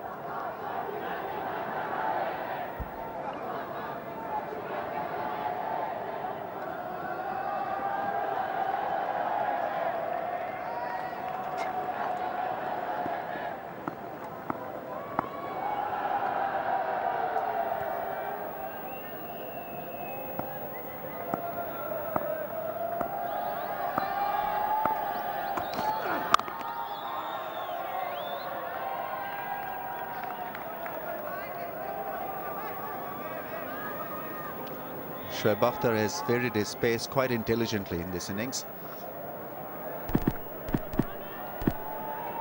Balls coming at you with at a different pace can obviously unsettle you. Expect the ball to travel hard at you, and then suddenly there's a slow one. That last ball, the edge of the screen, was probably the slow one.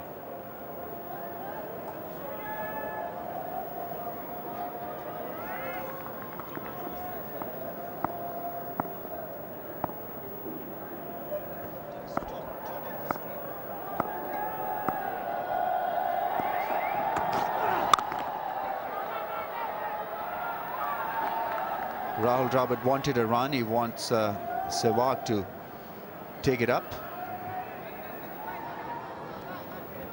Talking about variation in pace and speed from Shoaib Akhtar. Top of the screen, at the edge of the screen, on top there.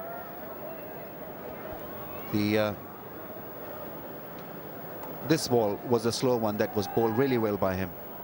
Turned out to be a full toss, but Rahul Dravid really had to keep it away.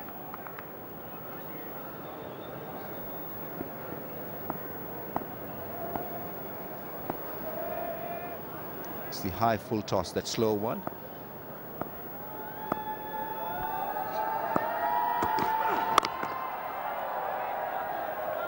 Nothing happening off the pitch. Rahul Dravid has been very solidly placed on 40.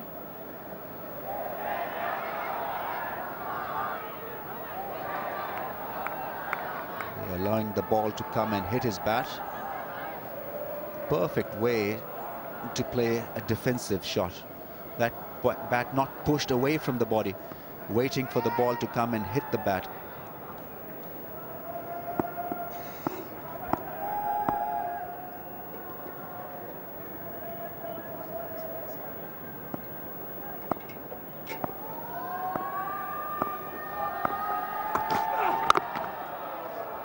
Good pace from Shoaib. He's bowled with a big heart, Shoaib Akhtar, right throughout the season. And he's not going to go down in this innings as well. On a slow pitch, he's made the batsman think. That bat, feeling the impact of that ball from Shoaib. Nice soft hands from Rahul Dravid.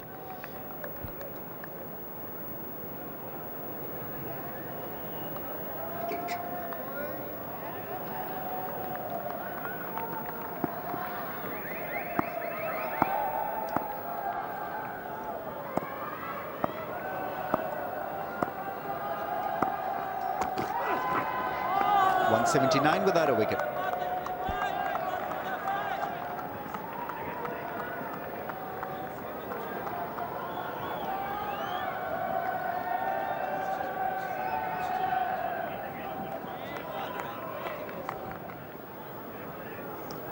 It's that time of the year that you need to be in Lahore. Flowers are blossoming, the weather is perfect. That was smashed now. An inch here or there would have fetched him a 4.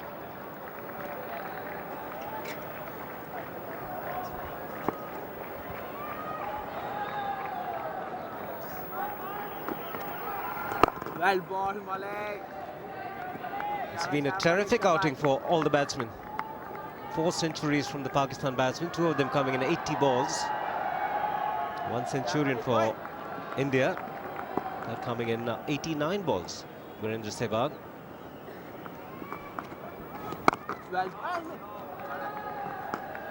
He's making it look extremely easy. He's waiting for the right range, the right spot where he can hit the ball. Can feel it.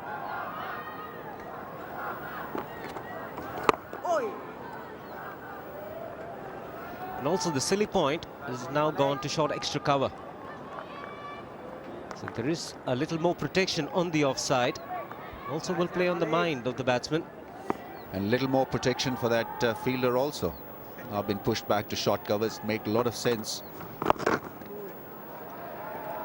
He's not even going to run for that single. Just easily across for 1. A la Inzi style. Malik.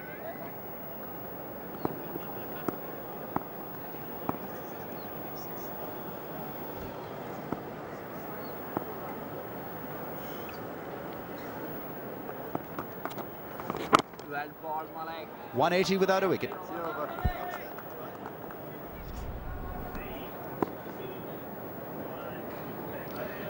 Dravid on 48. But before we do that, we'll just have a bit of that. By gee, he's a great player, isn't he? He really is. It's his 27th boundary. But listen, he's always making space for himself. He doesn't take his foot to the line of the ball. He takes it about a foot away to find the gap on the offside. Amazing. The follow through of the blade, the high back lift. Perfect. Now he's made place for himself, and he's constantly doing that, even to incoming deliveries.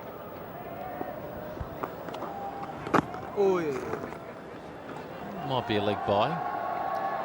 Just waiting for the technique of Rudy Kurtzen.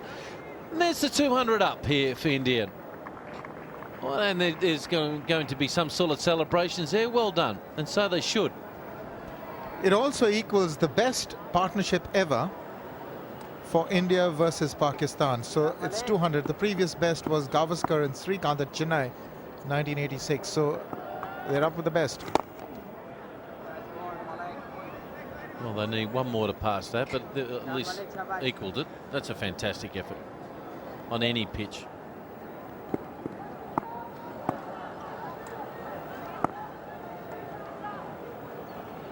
Dravid on 48. He's called for 2. Now, they might be off the pad. I doubt it, the way he ran that first one hard. And that might be his 50. Well played, skipper. You put yourself up into the heat, into the cauldron. He wanted to do it. And it's his 40th Test 50. Third against Pakistan. And only his second 50 as captain. Well played.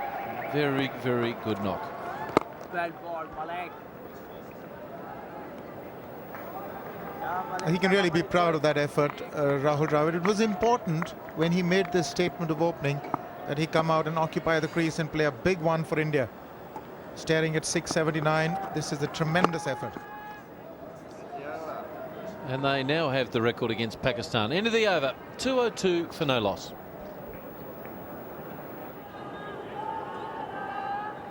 Quite unbelievable, isn't it? There's so many masters there, according to that definition that you just told us about. 55.85 Sehwag, then Dravid 57, and 43 Lakshman, then the master himself 56. Ganguly at 41 almost. And even down the order now, you see some spectacular averages. Beautiful shot. He is so good off his legs. He really is. Well, a lot of people say that Rahul Dravid's got the best cover drive, but really he's a natural on the onside. He's always been from his younger days. It's just effortless. Anytime he gets a delivery around his pads, he can just put it away with ease. Doesn't try to hit it too hard. Lets the ball almost absorb into his pads and work the ball and use the bowler's pace. He's gone to 56. It's his highest score ever as a skipper. There you go. Oh, that nip back. Nearly got him in trouble. And it's his 8th Test match as captain. He's taken a huge inside edge there. And it took a while for Ricky Ponting to get 100 too as a Test captain. Well, even if it hit him on the pads, you still think it would have hit him outside the line. One feels, yeah. But it was a good ball. One of the rare ones. Must have hit a bottle top.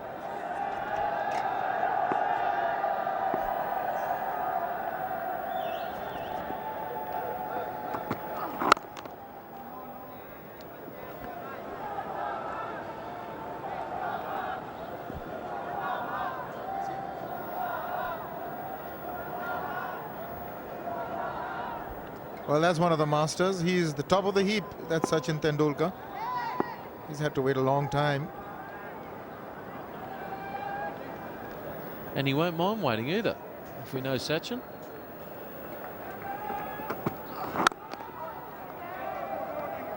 The timing.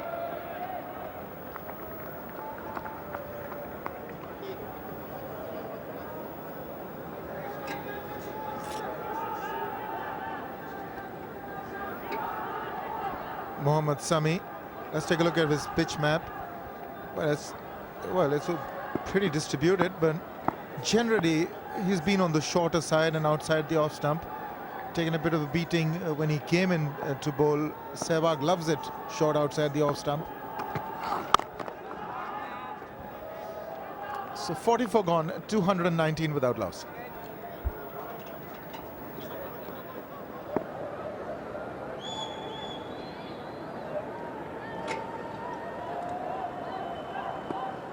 Danish Canary up. The wrong one. Did he pick it? I think he did. But he's really struggling with his foot now, Virender Sehwag. Don't think he can put too much weight on it, but he's doing all right. I just want to tell you now, this opening partnership at 219 is India's second highest ever opening partnership ever. And that, of course, is behind the 413 opening run partnership between Mankat and Roy, where India played New Zealand back in 55-56 when you played, Arun.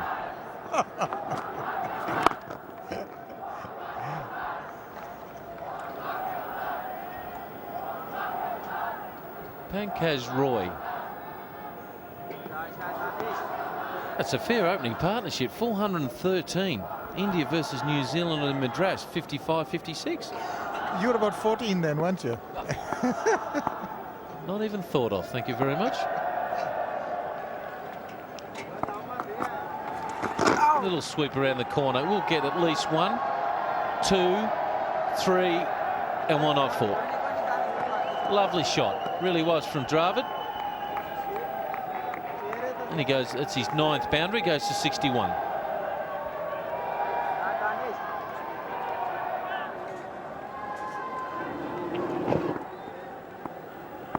Beautifully done. He's got this ability to sweep fine. Just keeps his eyes riveted on the ball, and they're just using the pace of the delivery.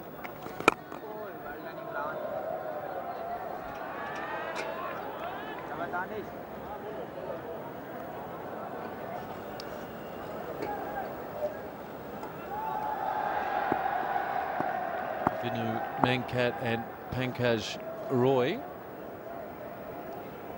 413 is an opening partnership. God, if you're batting 5, you mightn't get hit. Oh, how's that got through? That's a bit naughty, Pakistan. It should be a little bit better than that.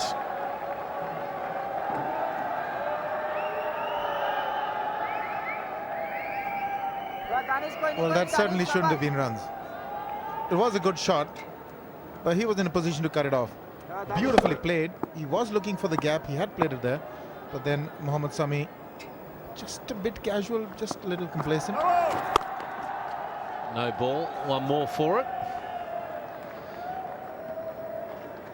Have you ever seen 230 runs made so easy in just 44 overs in the test match? Rarely has the ball ever beaten the bat. I can't even remember the ball beating the bat. Well, a little inside edge once before a while back. But amazing. 11 runs off this over. What about a few more? Add 4 more to that. Make it 15. Wow. I'd better take a break. 234 for no loss. Well, that just tells you how strong he's been over the last couple of years. He's been strong already this year, hasn't he? He's got 149 and still going. Last year, 785 runs on average, tick over 60. And then 1,141 runs in 2004, a bit over 63. Averaged 52 the year before that. Cricket's been great to him, as it has been to all the fans. When he plays like this, he's good fun watching. Well, to take you through the next interesting half hour, you get 2 of the greatest quicks that's ever been going around. Michael Holding and Waqar Younis.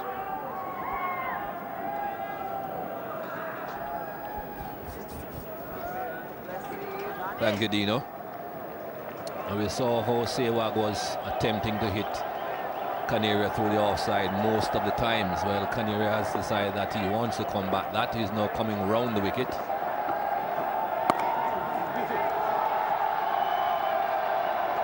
Well, he's making this look so easy. That brings up his 150. Virender Sehwag. The 7th occasion on which he has gotten to 150 runs. Not only hitting, but even blocking. He's making things very easy. He's looking like that he's in a top form. I mean, you cannot ask for a better form than this. 150 of just 144 deliveries. 29 boundaries. You can't ask for a better one.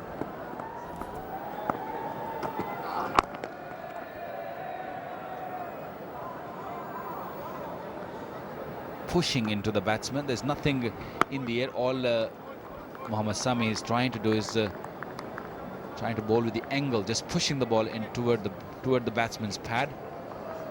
Haven't seen anything in the air or off the pitch.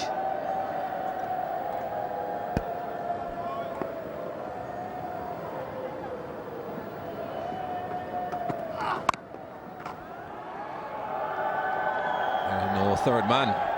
So that brings up the 250 for India. No fear at all in Sehwag's mind.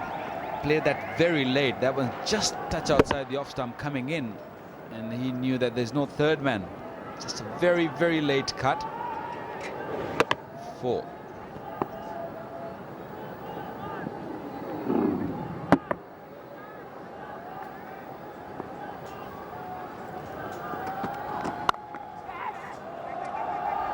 Gone a bit squarer this time. And Navid having a chance of cutting it off. Well, a touch slower on that occasion from Mohammad Sami. And Sehwag was a little early on the shot. In the air a little bit. No fear. Have a look at this, Mikey, for here.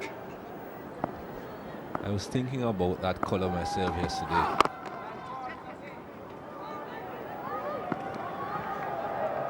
I haven't got enough hair on my head to be thinking about colours. It's 252 without loss. That's up in the light toes. Doing a bit of work on the infrastructure up there.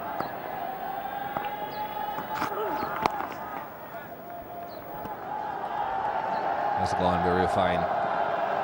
I've seen that man at fine leg being very square most of the occasions. Not only wide, but very lazy effort there by Danish Canaria.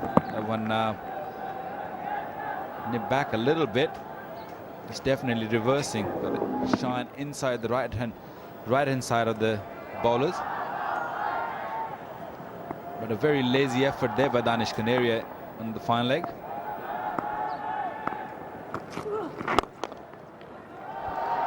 Oh, that's a good shot. So strong through that era, Rahul Dravid.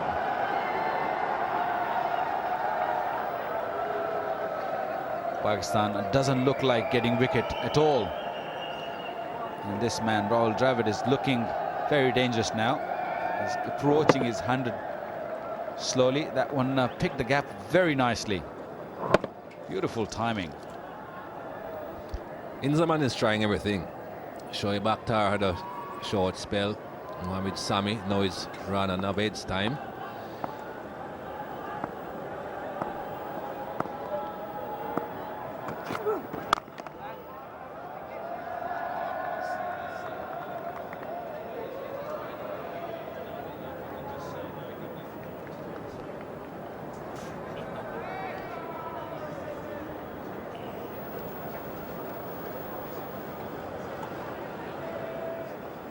Rana Navid operating from the pavilion end. And have a look at this. He's hiding the ball. He's hiding the shine. He doesn't want the batsman to look at the shine, because sometimes it gets very easier for a batsman to bat against if you can see the shine when it's reversing. So he's trying to hide the shine till the maximum time he can. There you go. When he gets into action, he can't really hold it for too long, and that's when he let the left hand off the ball. I have a suggestion for Rana Navid here, Wakar. I think he should try hiding the ball even after he has released it. That's the only way I think you can get anyone out on this pitch. Well, he's trying his best.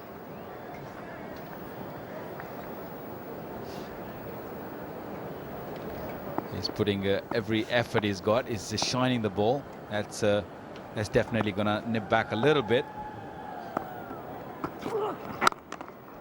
Not really. Not a lot happening.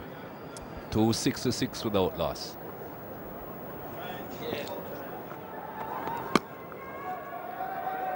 Again, a bit of turn for Danish Canaria.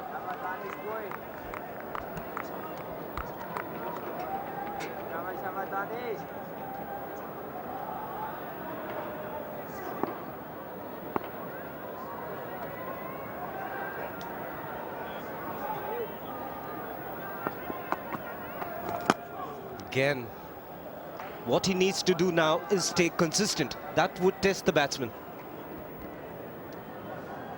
Well, this is a bit of a battle within a battle now. Danish Canaria has got it right. He's coming round the wicket. He's blocked Sehwag for a while, although he got a boundary in the previous over, but he also did manage to beat him. Get the impression that something's got to give now. How does Sehwag react? Is in the air, but also in the gap. Catch was the call from the bowler, but it's disappeared to the boundary. This is very smart cricket indeed. Just waited for him to come a little closer towards that off stump and played inside out, finding that gap. Didn't bother to try and keep it all along the ground. He was in the air for a while. He forced the issue somewhat, but the important thing was that he had to get that gap, and he got it. Got his left foot out of the way, played it beautifully through the covers. This time, taking the man on in the deep is gone, over long on. It's a no ball as well, and the first 6 of the Indian innings. Yes, indeed, this is probably the first 7 of the Indian innings. But I got the impression that he did hear the call and go for it. Got the no ball call and went over. Now, mind you, there is that fielder at long on, about 15 yards in. But what a hit this was. Clean. So the first 6 for Sehwag, and against the turn. Now, he read it correctly. I don't think there was turn in it. It was the wrong one. It was the wrong one. Good pick. Michael Holding was saying yesterday, as a bowler, you don't want to look at those. Sail a long way over. Good pick. It was the googly. He's certainly denting Canaria's confidence. That must be one of the objectives. Long series to go.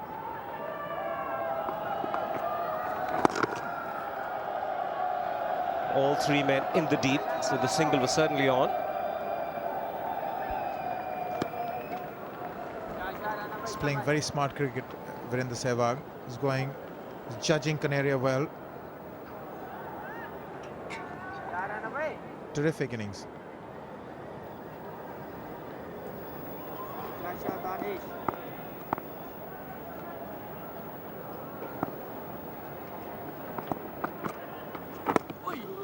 Again, beaten in the air. Dravid in 2 minds, whether to go forward or back. Getting the outside edge. 2 more to the Indian captain. Good thing about that was he read it off the wicket. Soft, gentle hands, didn't commit, didn't poke at it, let the ball come to him. Went forward, back, and then gentle hands, playing it as late as possible, letting the ball actually trickle off the face of the bat.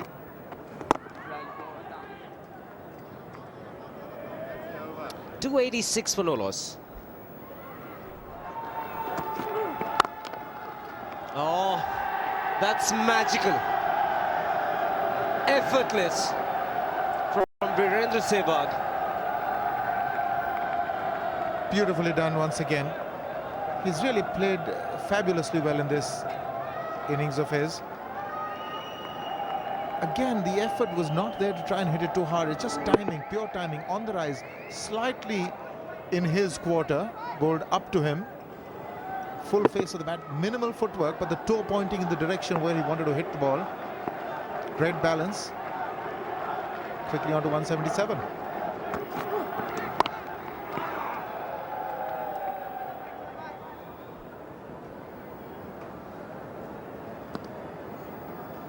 What would you do as a bowler when somebody's going so strong?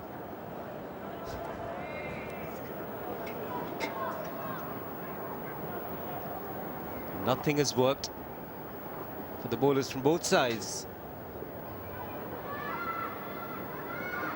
Indian bowlers struggled as well.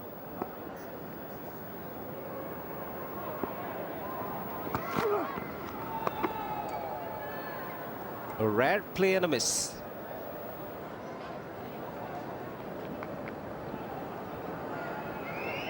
That was in the slot for him, but a bit lazy. Just too far away from him. I think he was undecided whether to play a late cut or go for it whole hog. Fortunately, he didn't get an edge.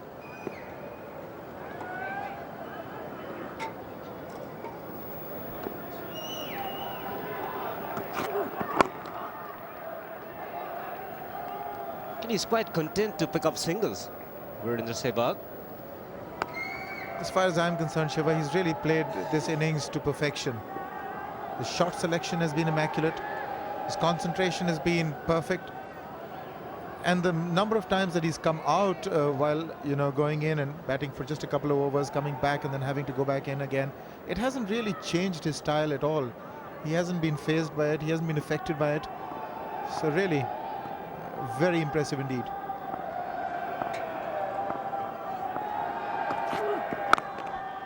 It's a bit of concern in India about Virender Sehwag not getting big runs. But he always maintained one thing. All I need is one big knock and things will change around. He got off to a start here. He's on 178. Yes, even in the one-dayers where people felt that he wasn't really reaching true potential, he was getting those 20s and 30s, giving starts. And the Indian team capitalized on those starts, but he himself didn't get real big innings in the one-dayers against Sri Lanka. But he always maintained that he was batting well, and he's proved it. 291 without loss.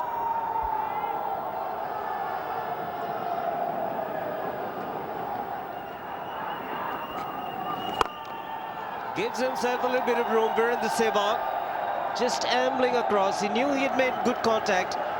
It's always a good ploy to attack the new bowler. Well, nothing's going to stop Virender Sehwag. He's not scared to hit it in the air. Beautifully done, straight over the bowler's head. There was a long on, and there was a mid-off, so there was a bit of a gap if he just passed the infield. Now that mid-off fielder has dropped back. And good, sensible cricket now. He's pushed the field back. Easy pickings, ones and twos for Sehwag. And he'll realize with 1 day remaining, he's got yet another chance for a double hundred, if not triple.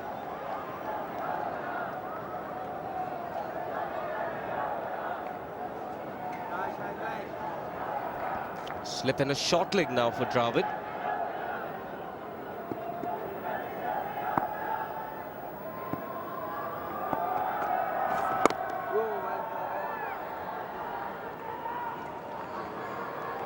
When you have a leg spinner coming into bowl a fresh spell and he comes round the wickets, and you know their mental condition, they're already on the back foot. He's definitely not enjoying it. Where's he going, man? No, says umpire. Rudy Cudzon not interested. Out of the rough, bounced, but Dravid himself also not at all impressed by the appeal.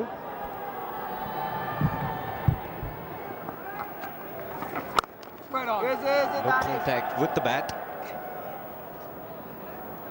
Has this tendency to play bat in front of pad, Rahul Dravid, most times. Just missing the edge, just clipping the pads. 296 for no loss.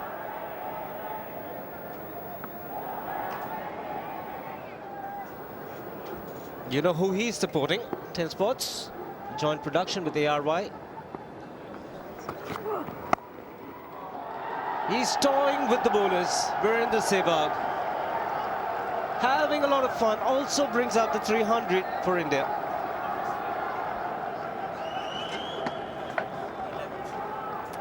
Well, that is a terrific shot, but let's take a look at Rahul Dravid. Last ball, last over, that vociferous appeal.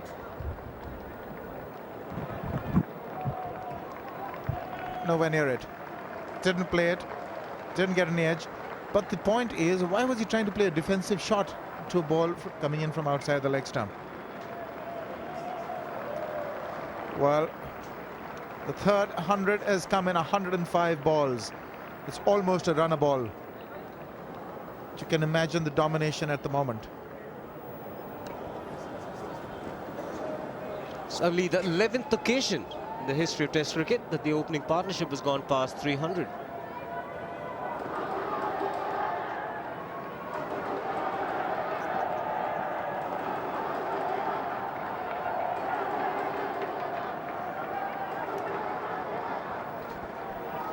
Sehwag, the dominant partner, 187.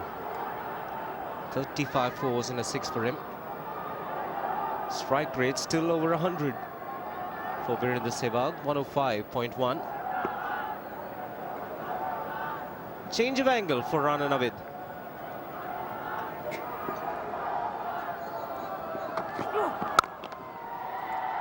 Does make a difference to Sehwag. He's still timing the ball extremely well. Even a better shot. Off the front foot.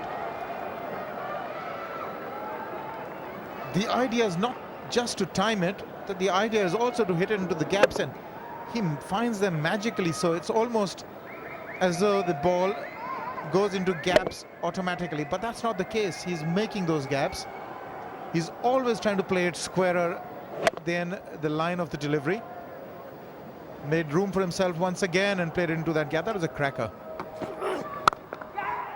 And again,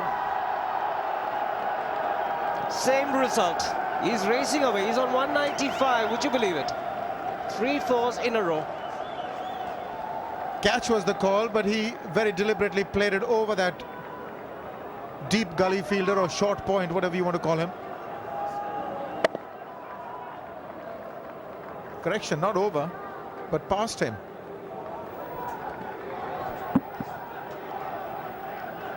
He's just equaled his score at Melbourne. 195, not out. He holed out at long on that occasion to a full toss at 195. Oh, this is an absolute gem. Magnificent. It keeps getting better. 199 to Virender Sehwag. 4 boundaries in this over, and this probably was the best of the lot. Round the wicket, trying to take it across him, got into position perfectly and nobody moved. Mid off an extra cover, didn't bat an eyelid.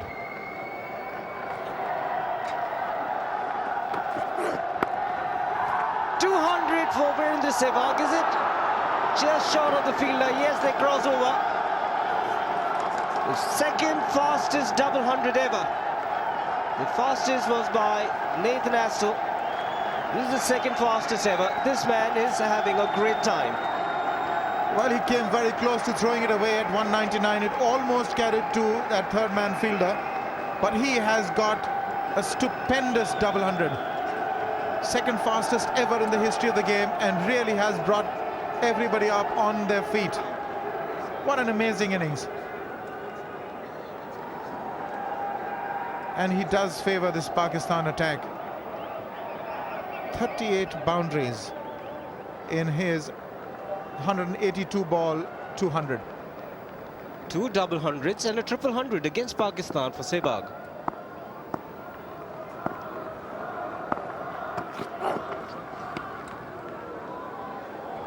But he raced to his 200 from the 180s.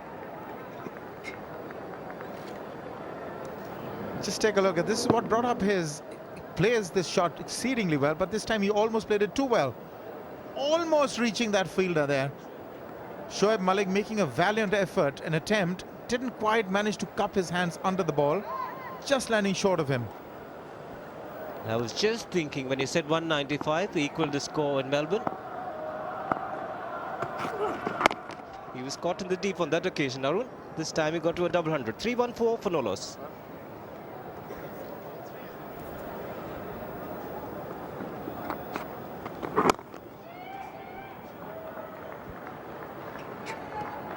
Well, he doesn't waste time in the 90s or 190s, Virender Sehwag.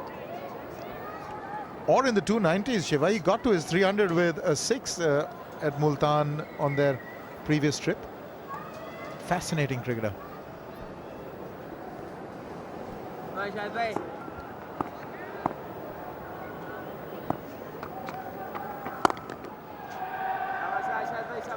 It is very important for India to bat well in this test match. They will carry a lot of confidence into the next game.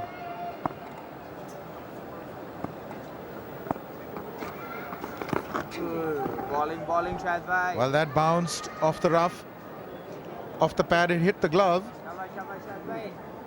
He wasn't meaning to play at it, Dravid. Got a bit of extra bounce there and on the glove. Oh, hey, ball. Virender Sehwag reacted a little too late, but it's all safe in the end. It's 3-1-6 for no loss.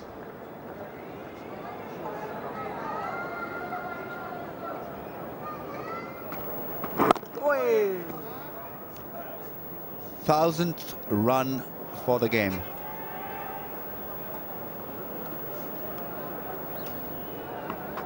You're talking earlier, Mikey, about balance between bat and ball. No balance at all.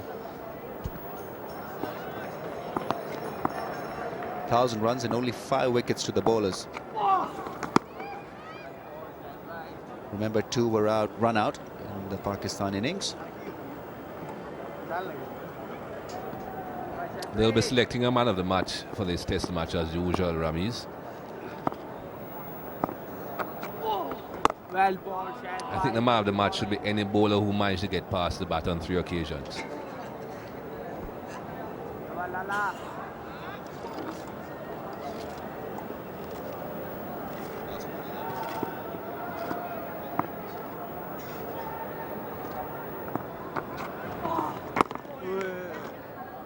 Slower in pace on that occasion, Afridi.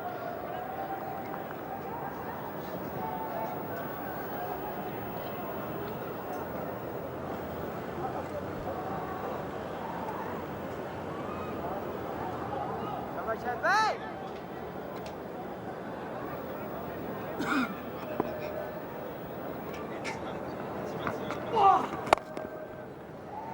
Finding the gap. He ran with the ball, Shoaib Malik. Another boundary for Virender Sehwag.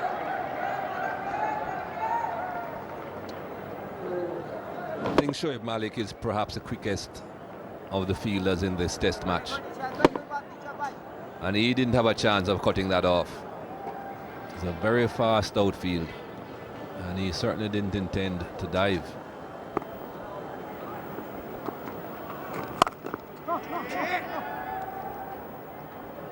It's 326 without a wicket.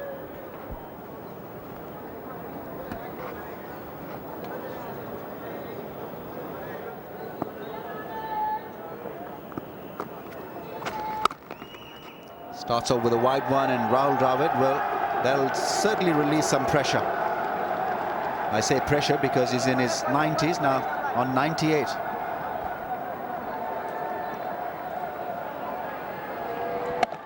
Short and wide, and we know what happens to those deliveries, whether they are from a slow bowler or a faster bowler.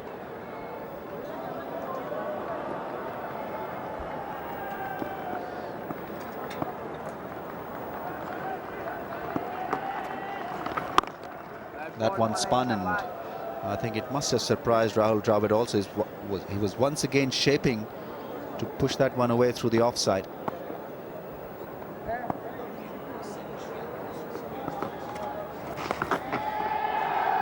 He's played it fine. Chase for Canaria. He'll give it up. And Rahul Dravid has reached another milestone, another 100. 21st Test match 100 of his career. His 4th against Pakistan. His first as an opener for India. And his first as captain. of India. It's going to take now a lot for India to change his opening partnership. Rahul Dravid and Virender Sehwag. 334 runs on the board.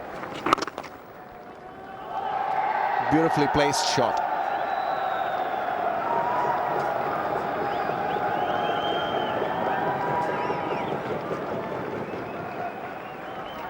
Three boundaries in this over again from the first four deliveries. This is how he got to three figures, Rahul Dravid. Premeditated, you'd have to say. The ball was well wide of off stump, but he decided to sweep wherever it went.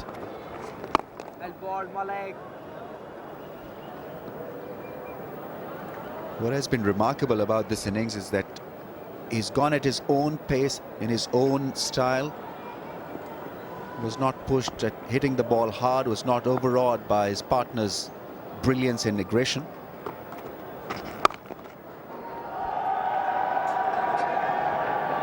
Razak gets there, only one run to Rahul Dravid. 339 for naught.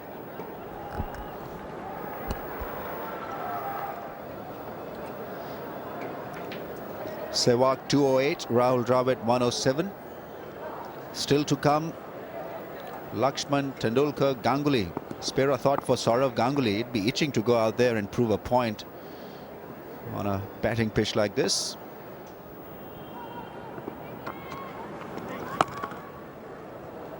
That's the best place to bowl to Virender Sehwag. Wide, very wide.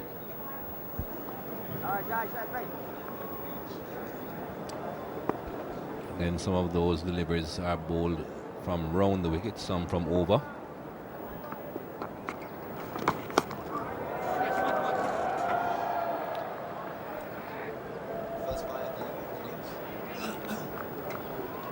Signal is by, first by of the innings. Not many balls have gone past the bat. So you're not going to get too many byes if the ball don't go past the bat.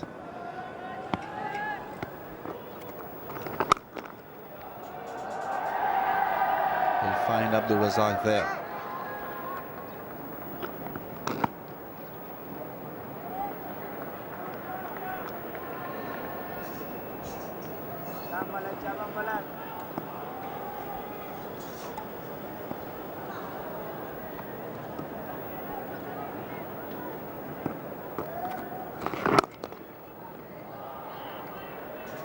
In complete command.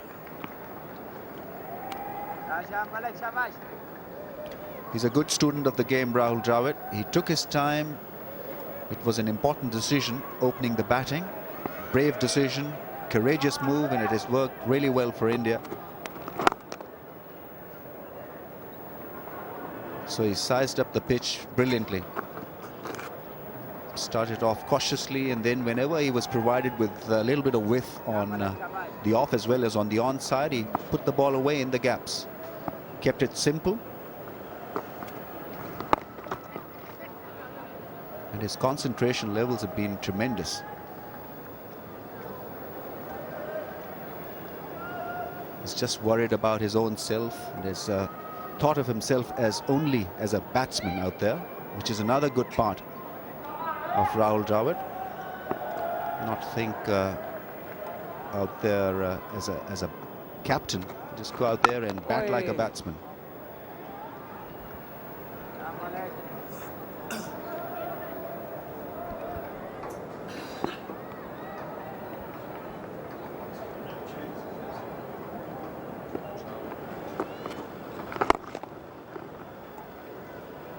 Mid-on was pushed back, so an easy run to Sehwag. He'll keep the strike and frustrate Pakistan further. 346 without a wicket.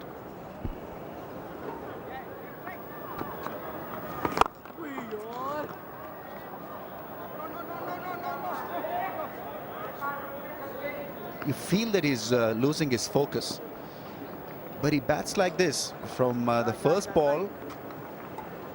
Even when he's matured in the innings, in the middle part of his innings, he's like this. Very casual, carefree.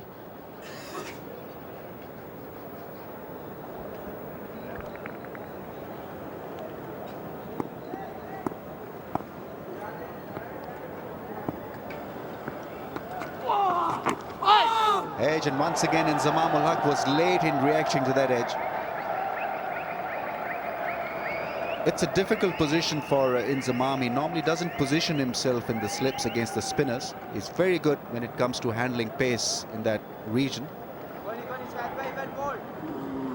When you hit the outside edge like this and nothing happens apart from the ball going for four, it's very disheartening for the bowler, especially on these flat pitches. Not too sure it carried on the full to Inzamam. Again, not a great deal of pace to the ball, not tending to carry too far when it hits the edge.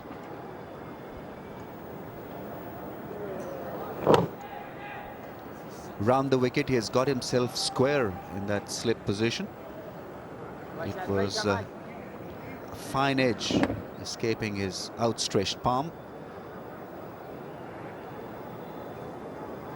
It bounced before Inzi pounded himself on the ground.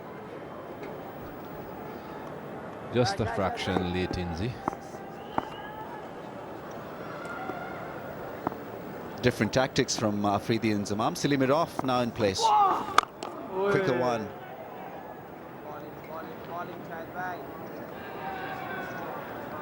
And well, Rahul Dravid, as has been the case, read the script beautifully. Played it in that arch of mid off. Normally he was breaking his wrist to Afridi and playing him square, just maneuvering the ball with the spin. On that occasion, he knew exactly what was coming his way.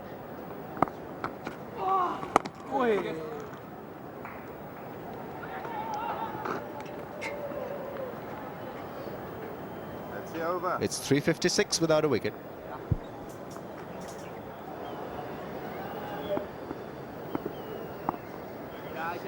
This could be the last over before tea.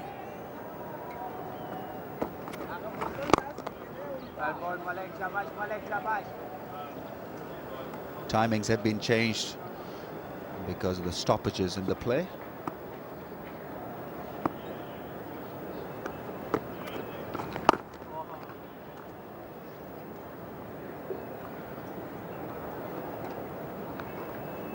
His concentration, it appears, is not going to waver.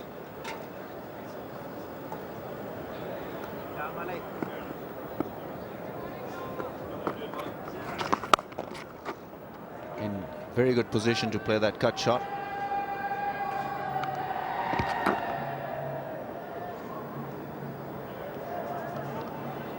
Every time that ball has been pitched outside the off stump, it has not spun back, whereas few have spun from that middle stump channel.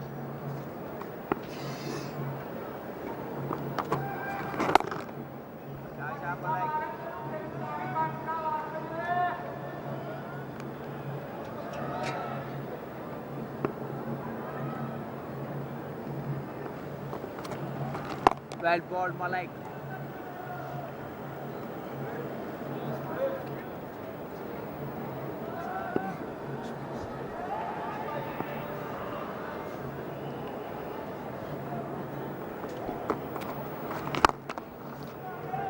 Last ball before tea is banged to Shoaib Akhtar at long on.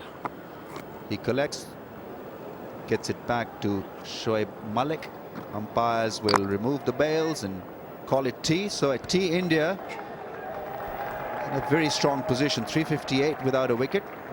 Seem to have dented Pakistan as badly as Pakistani batsmen dented. Teams no wicket for 358 after 68 overs. Can't be too bad out there. Well bowled, Shahid bhai. Good start, Shahid bhai. And Sehwag, who 217, 44's amazing effort. No doubt the 12th man would have picked up his bat and put it in the fridge, in the refrigerator, just to cool it down, because it's been red hot. No run there. Well, it doesn't really matter if it's a good delivery or a bad delivery. He's hitting a good deliveries for 4. That was definitely a poor delivery. Smashed it. And now this is the 5th highest opening partnership ever in the history of the game. Well bowled. And one is a makeshift opener. Well, a few people in India say even Viru is technically, they believe, a makeshift opener. But when he's scored over 3,000 odd runs, an average of 55 plus, I don't think he's a makeshift opener. He's an opener. And a damn good one. Well, I don't see that total of 413 has been safe on this when these two are playing. 362 at the moment. I have no doubt that it will be broken here the way this guy is playing. Virender Sehwag. He's having no problem against any of these bowlers. 362 for no. 362 for no loss. No doubt Pakistan will be quite happy to declare the bowling at the moment. Look at the overs, just 69 overs. And Rahul Dravid, by the way, is 116, just in case you've forgotten.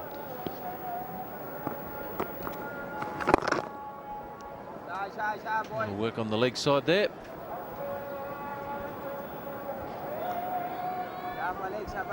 Well, the amazing part in the Indian inning is that have a look at their run rate. It's 5.25. I thought Pakistan was really quick getting those runs. Scored those runs for 4.73. But 5.25 in a test matches. You'll be happy to have it in a one day. Well, we did say with Mikey Holding yesterday that here's an opportunity for someone to score a massive one. Like, I'm talking not a little double, but a massive one. That might be buys. We'll have to wait on umpire here. And raises the arm.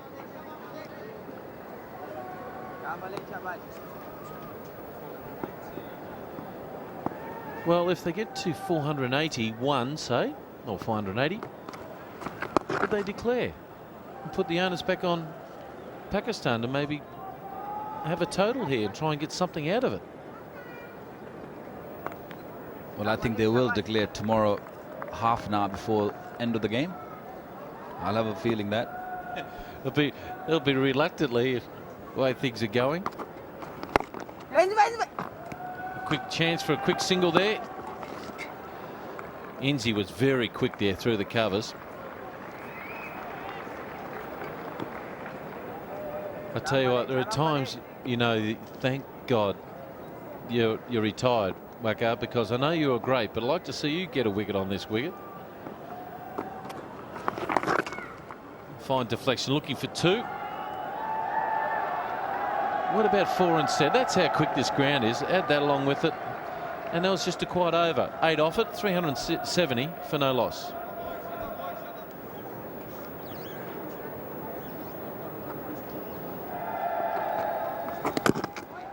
Because I've just been told it's the highest score, highest opening partnership ever against Pakistan, defeating where Smith and Gibbs got 368 versus Pakistan in Cape Town in 2003.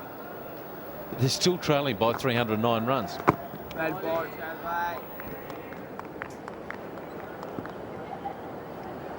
Both players have taken the helmets off. The batsman looks a lot better with the cap on, doesn't he? Just runs it away for another boundary. Doesn't even bother to run. Why would you?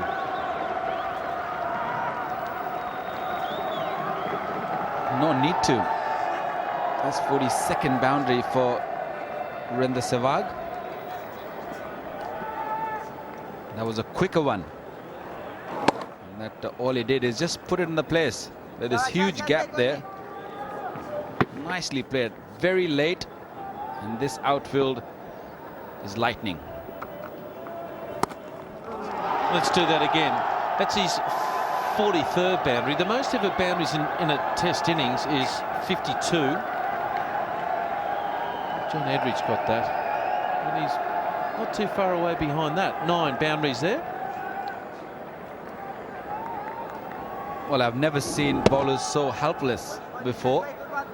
Not only the pacers, but the spinners also. Going over the wicket, round the wicket, trying everything. Fast bowlers, spinners, leg spinner, off spinner. Nothing working for them. I remembered a couple of times when I read that Don Bradman played the clock. Now, what I mean by played the clock, he actually nominated from hitting the ball to 1 o'clock to 2 o'clock to 3 o'clock to 4 o'clock, each consecutive delivery. And he did it twice in his career.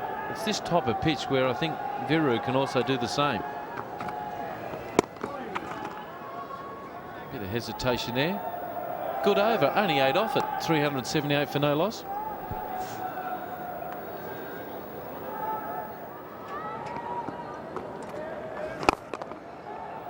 Let's have another boundary.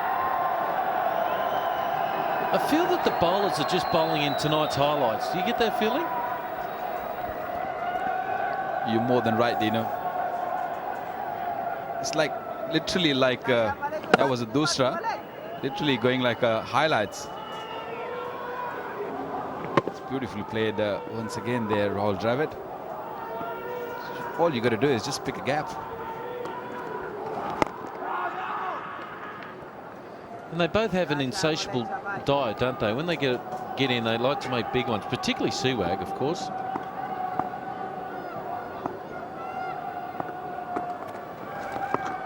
And they both know that they've played a lot of cricket whereby sometimes a new ball will get through you. And when you get past 100, you really make the most of it.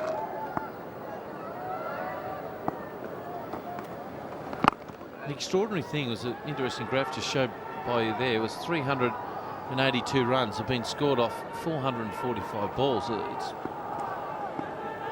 It's 62 boundaries and 1 6 already in this total of 382. Nice little one there down the ground.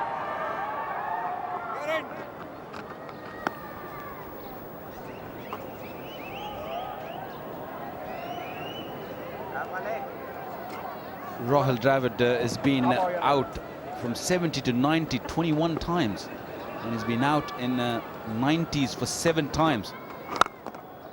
It's nicely played through the cover, and Zamamul Haq there who fielded. 72 overs gone, 384 for no wicket.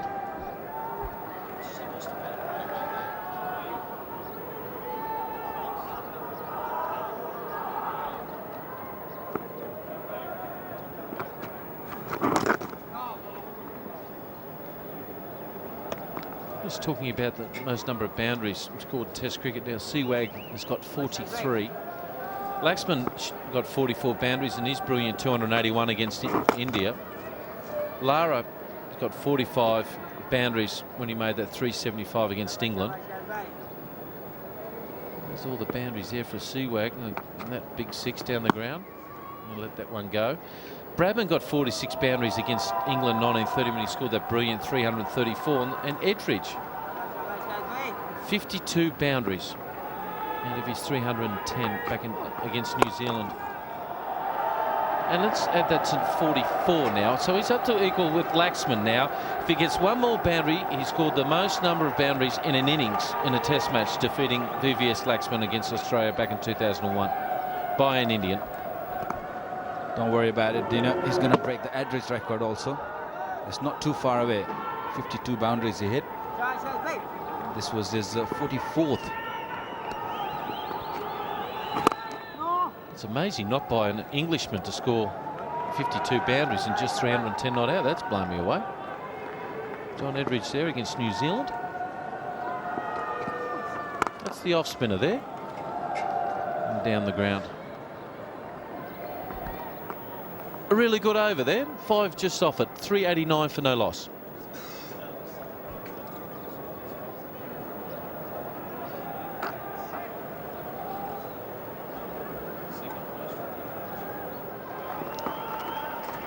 Well bowled, Malik. Lovely bowling. Sehwag just looking around the ground now, trying to find those boundaries.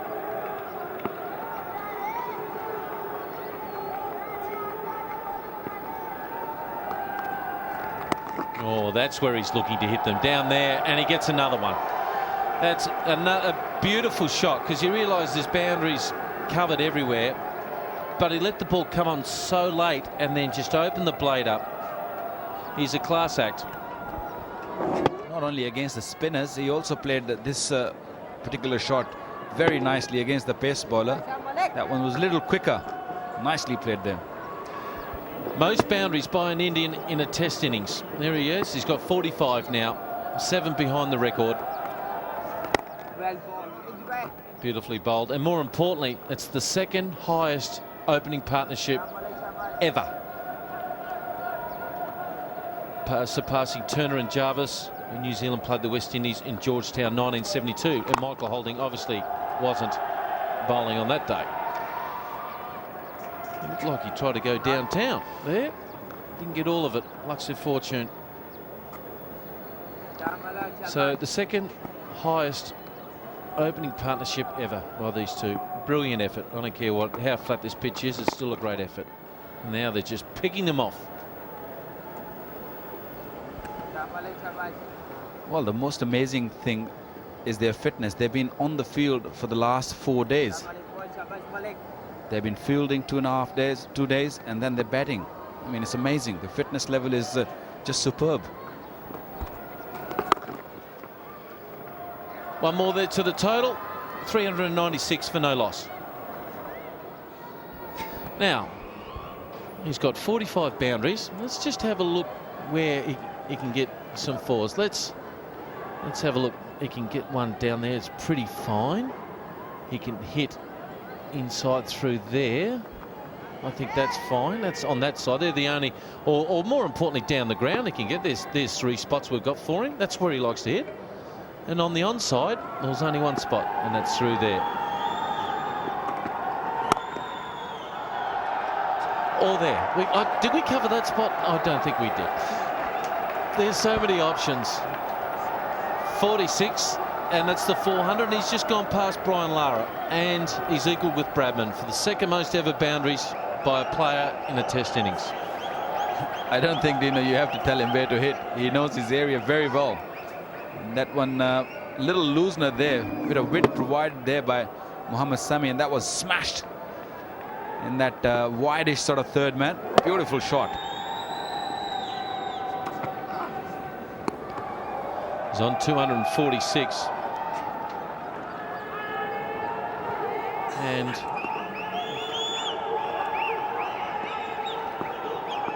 let's have a look at some of the reactions here between these two. Shazam. He's probably saying to Viresh, can you slow down? Because I'm only on 128. I'm trying to keep up with you.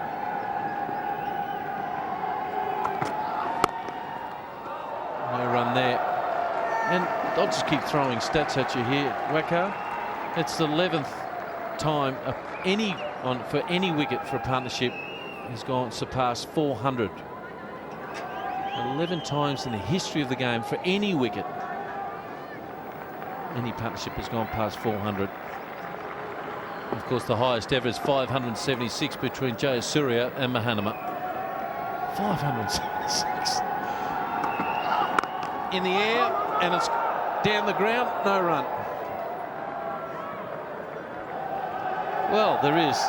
You can smile as much as you like, but I wouldn't like to say anything to a guy who's on 246, but you can't rattle his cage too much because he's on 246. Well, Sami, you should have done this a long time ago. I think it's a touch too late. It's nowhere near. I like that. I really like this, a little battle between the batsman and bowler. I know there's a referee sitting out there. But a little bit of, talk I don't mind. A bit of smile, a bit of eye contact. I think this should be allowed in a game. Well, you invented it, didn't you? A little bit aggro here. And I think Rudy Kurtz was laughing to say, well, finally, we've got something in this match. I've heard so much about these Pakistan versus Indian series. Oh, let's get it on, boys. Very frustrating for the bowlers on a pitch like this. No ball there. Just trying for a little bit extra pace. Well, maybe he has got under the skin of him a little bit.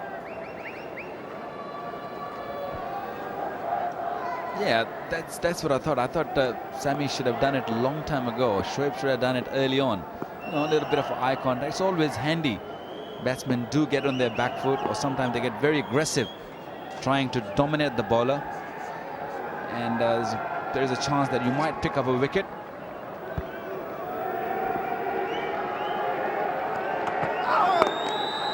no ball again. A little work around the corner for one. You just have to be careful here what will be said between Viru and Mohamed Sami.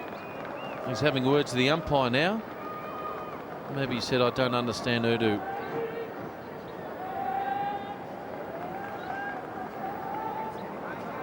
No, they are saying something. Rudy's just keeping things a little bit quiet. He's having a smile, Rudy. He's fine. Experienced umpire, knows what it's about.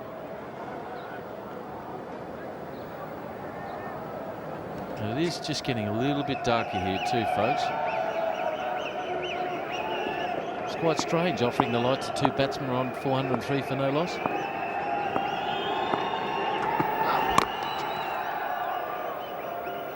Seven off the over, 403 for no loss.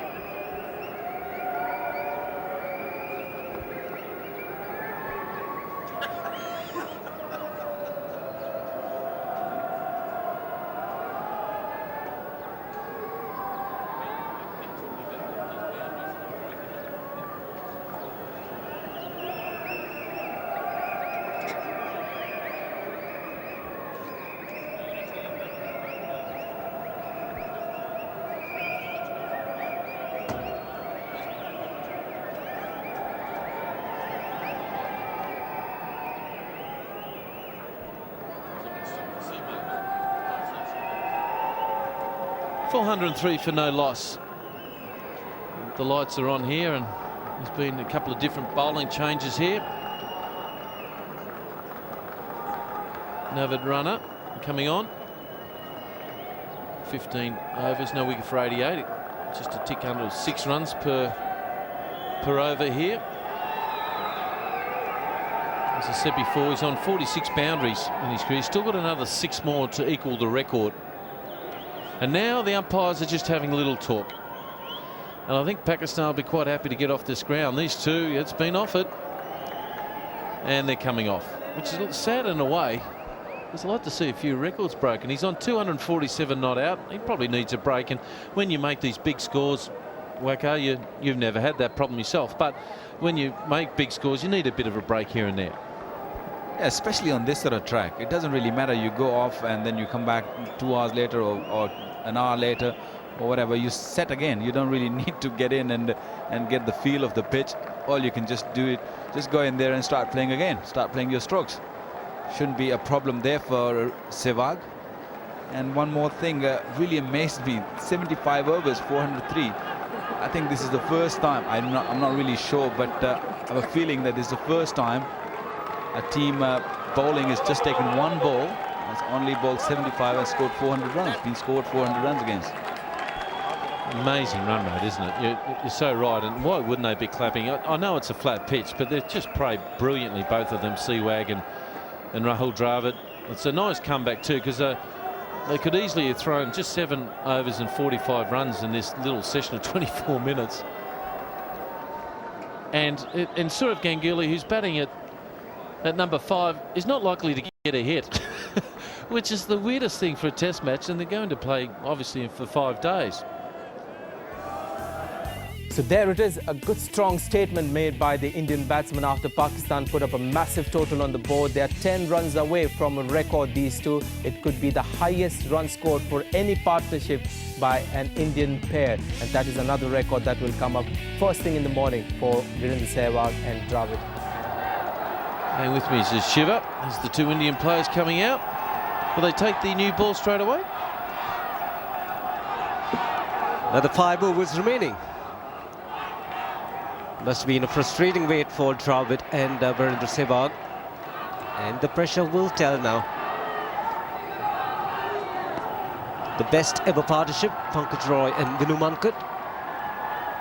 50 years ago. Great opportunity for these two to go past that. Virender Sehwag and Dravid. And saying that, the lights have just come on now. Got to get something out of this game, if anything. And I know he's a big student of the game, Rahul Dravid. He'd love to have his name up there with one of the world record partnerships. This man here's that. It's just 240 balls in from 247 runs. Amazing.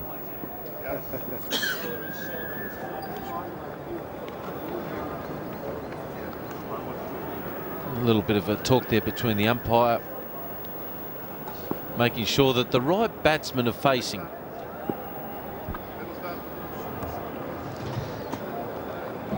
He's played the second fiddle, Rahul Dravid, but has batted well. Well within his limitations. Pretty severe on the leg side, Rahul Dravid.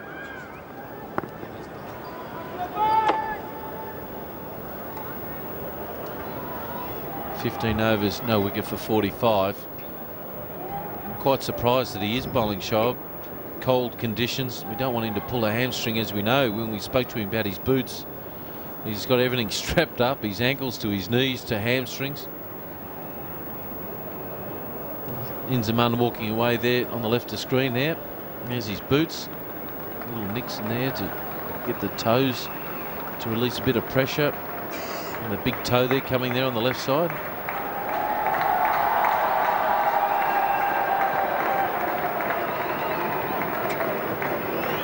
We've still got a slip and a gully. Here we go. We've got some play here, finally.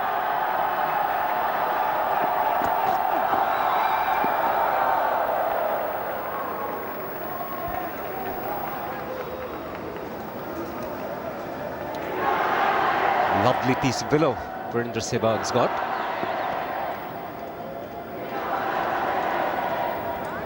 Yeah, his bat's around about £2.7, £2.8. He uses a very short handle, just a couple of inches shorter than normal short handles. There it is there.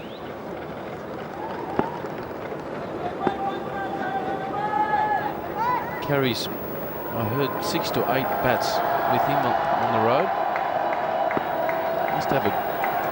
Must have a big cricket bag, that's for sure.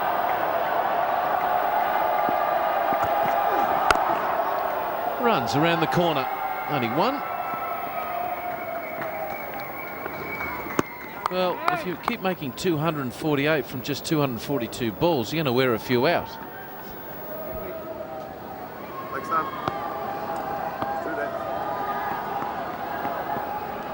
One of the digital shots here taken here by one of the newspaper photographers here. You'll see that tomorrow somewhere, but you got it first on 10 Sport.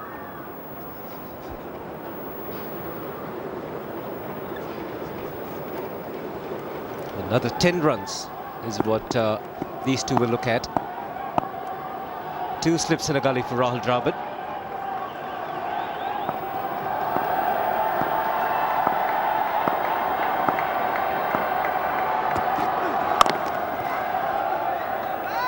I must say, as we speak, those lights have got really bright now, and you can tell that by you can just see the shadows, 4 shadows by the players.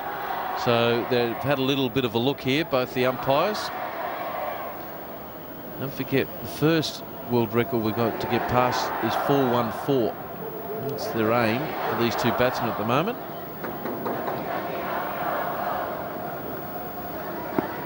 Just 2 hits away.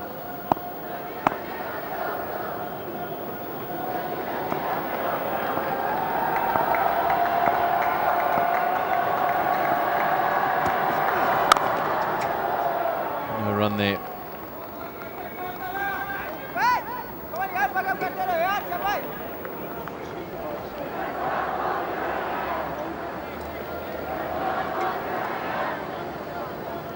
Again, Pankaj Roy and Vinu Mankad came in Chennai.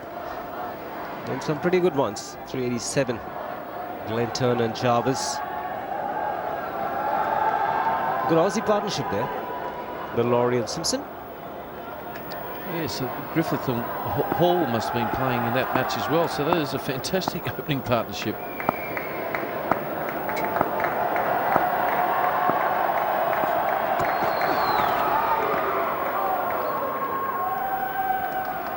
Cameron Akmal looking up as if might have struggled to see that. He's done a really good job as well with the gloves. Let's not forget about that. It's just 2 byes. Just have a look at it here. His reaction here is a poor ball, went to let it go. Good footwork.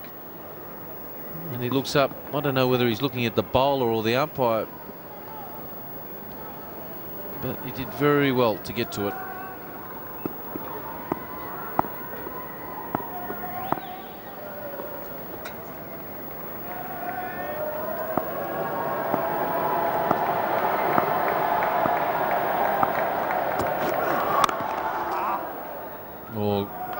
Ball's in the slot to go. End of the over, 4:04 for no loss.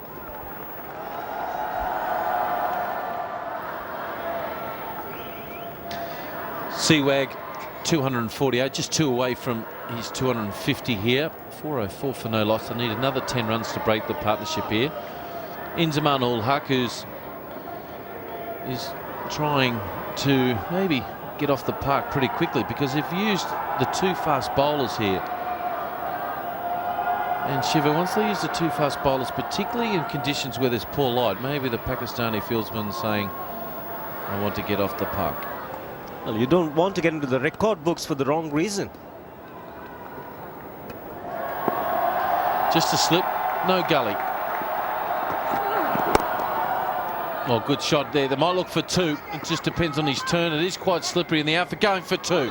That should be his 250. Well done. Well played, sir. Rahul Dravid thought he wasn't going to come back, but that's a very, very good knock. Another milestone. He's quite unbelievable. Having a splendid time in Pakistan. Virender Sehwag continues his good form. And what a knock this has been. A strike rate of over 100 is quite unbelievable.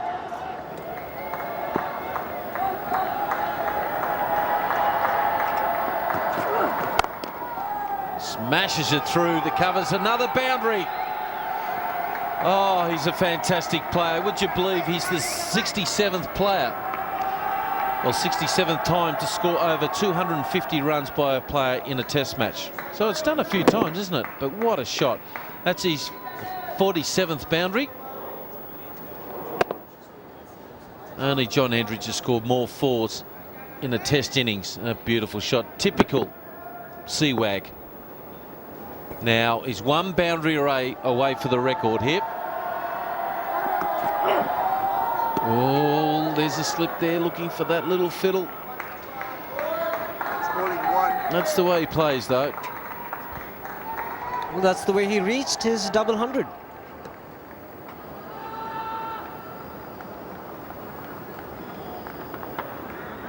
Again, he sees this as an opportunity to score. There is a slip. There's a man at third man as well. If we had to do a highlights package, Shiva, of the number of times they played and missed, I don't think we'd have 5 balls. Well, maybe 6 balls. 2 in a row. Play and a miss.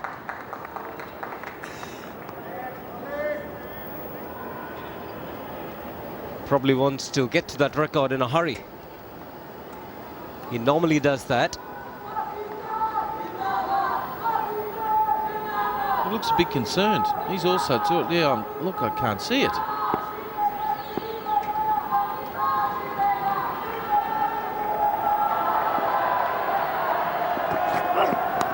That could be out. It is. He's trying to run it over the top of Sets, and Pakistan have got a wicket. Sensational partnership comes to an end. Run and a bit, the man to pick up a wicket. It was a short delivery, and Virender Sehwag, the kind of player, is not going to let it go. But it's been a magnificent innings. Coming to a sad end, but joy finally for Pakistan, picking up their first wicket in this test match. Short ball, try to ramp it over, 3rd slip, 2nd slip, and all he did was help it on its way to Cameron Akmal. Not complaining now about the light, sir, are you? Well caught. Great knock, sir. Fantastic. Well played. 254. India, 410 for 1.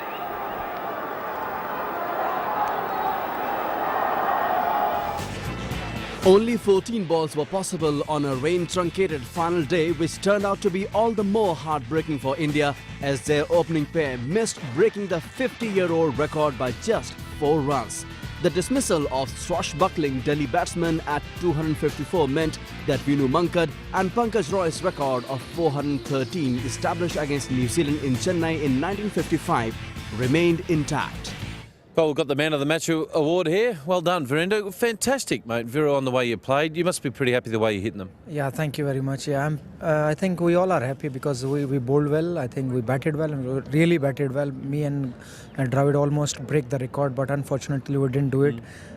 So we are happy. You love playing against Pakistan. It's three times you got some big ones against them. Yeah, of course, because they have a good fast bowling attack, and I love to play against fast bowling, and they are just try to bowl in short pitch delivery. So I love to attack on short pitch delivery. So I'm pretty happy to play against Pakistan. When you get 100, what's your secret? Your last 6 knocks, you've gone over 6 times over 100. You've gone past 150. What's the secret? Is it your fitness, or you just love making runs? I don't know actually, but seriously, when I pass the 100, I just try to play as long as possible. Especially I back myself, so I'll just play next 20 runs, keep quietly, then I'll start playing. I'll start playing my shots. So I think maybe that's the reason. So I want to stay as long as possible, because I remember everything when I got out in 20s, 40s. So I don't want mistake again. So that's why I'm playing as long as possible.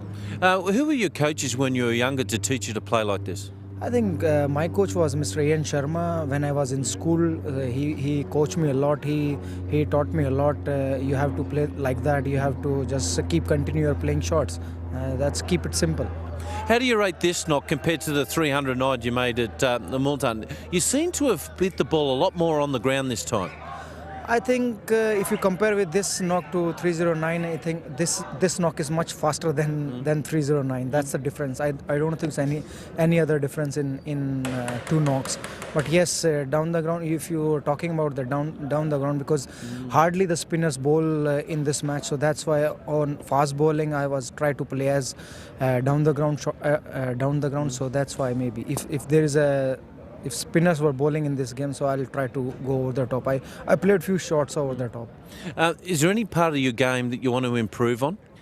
Yeah, of course. One thing only, I want to try to bat as long as possible. That's it, nothing else. My technique is okay for me. It's good for me. So I don't want to change anything other than to bat long innings.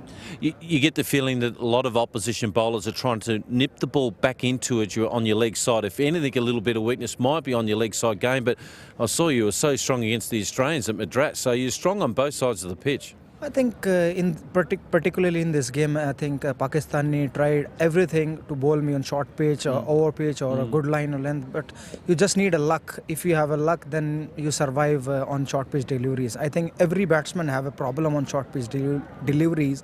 If you look at great players also, sometimes they also got out like that, but you need some luck. Well done, mate. Fantastic knock, and I hope you get a couple more big ones.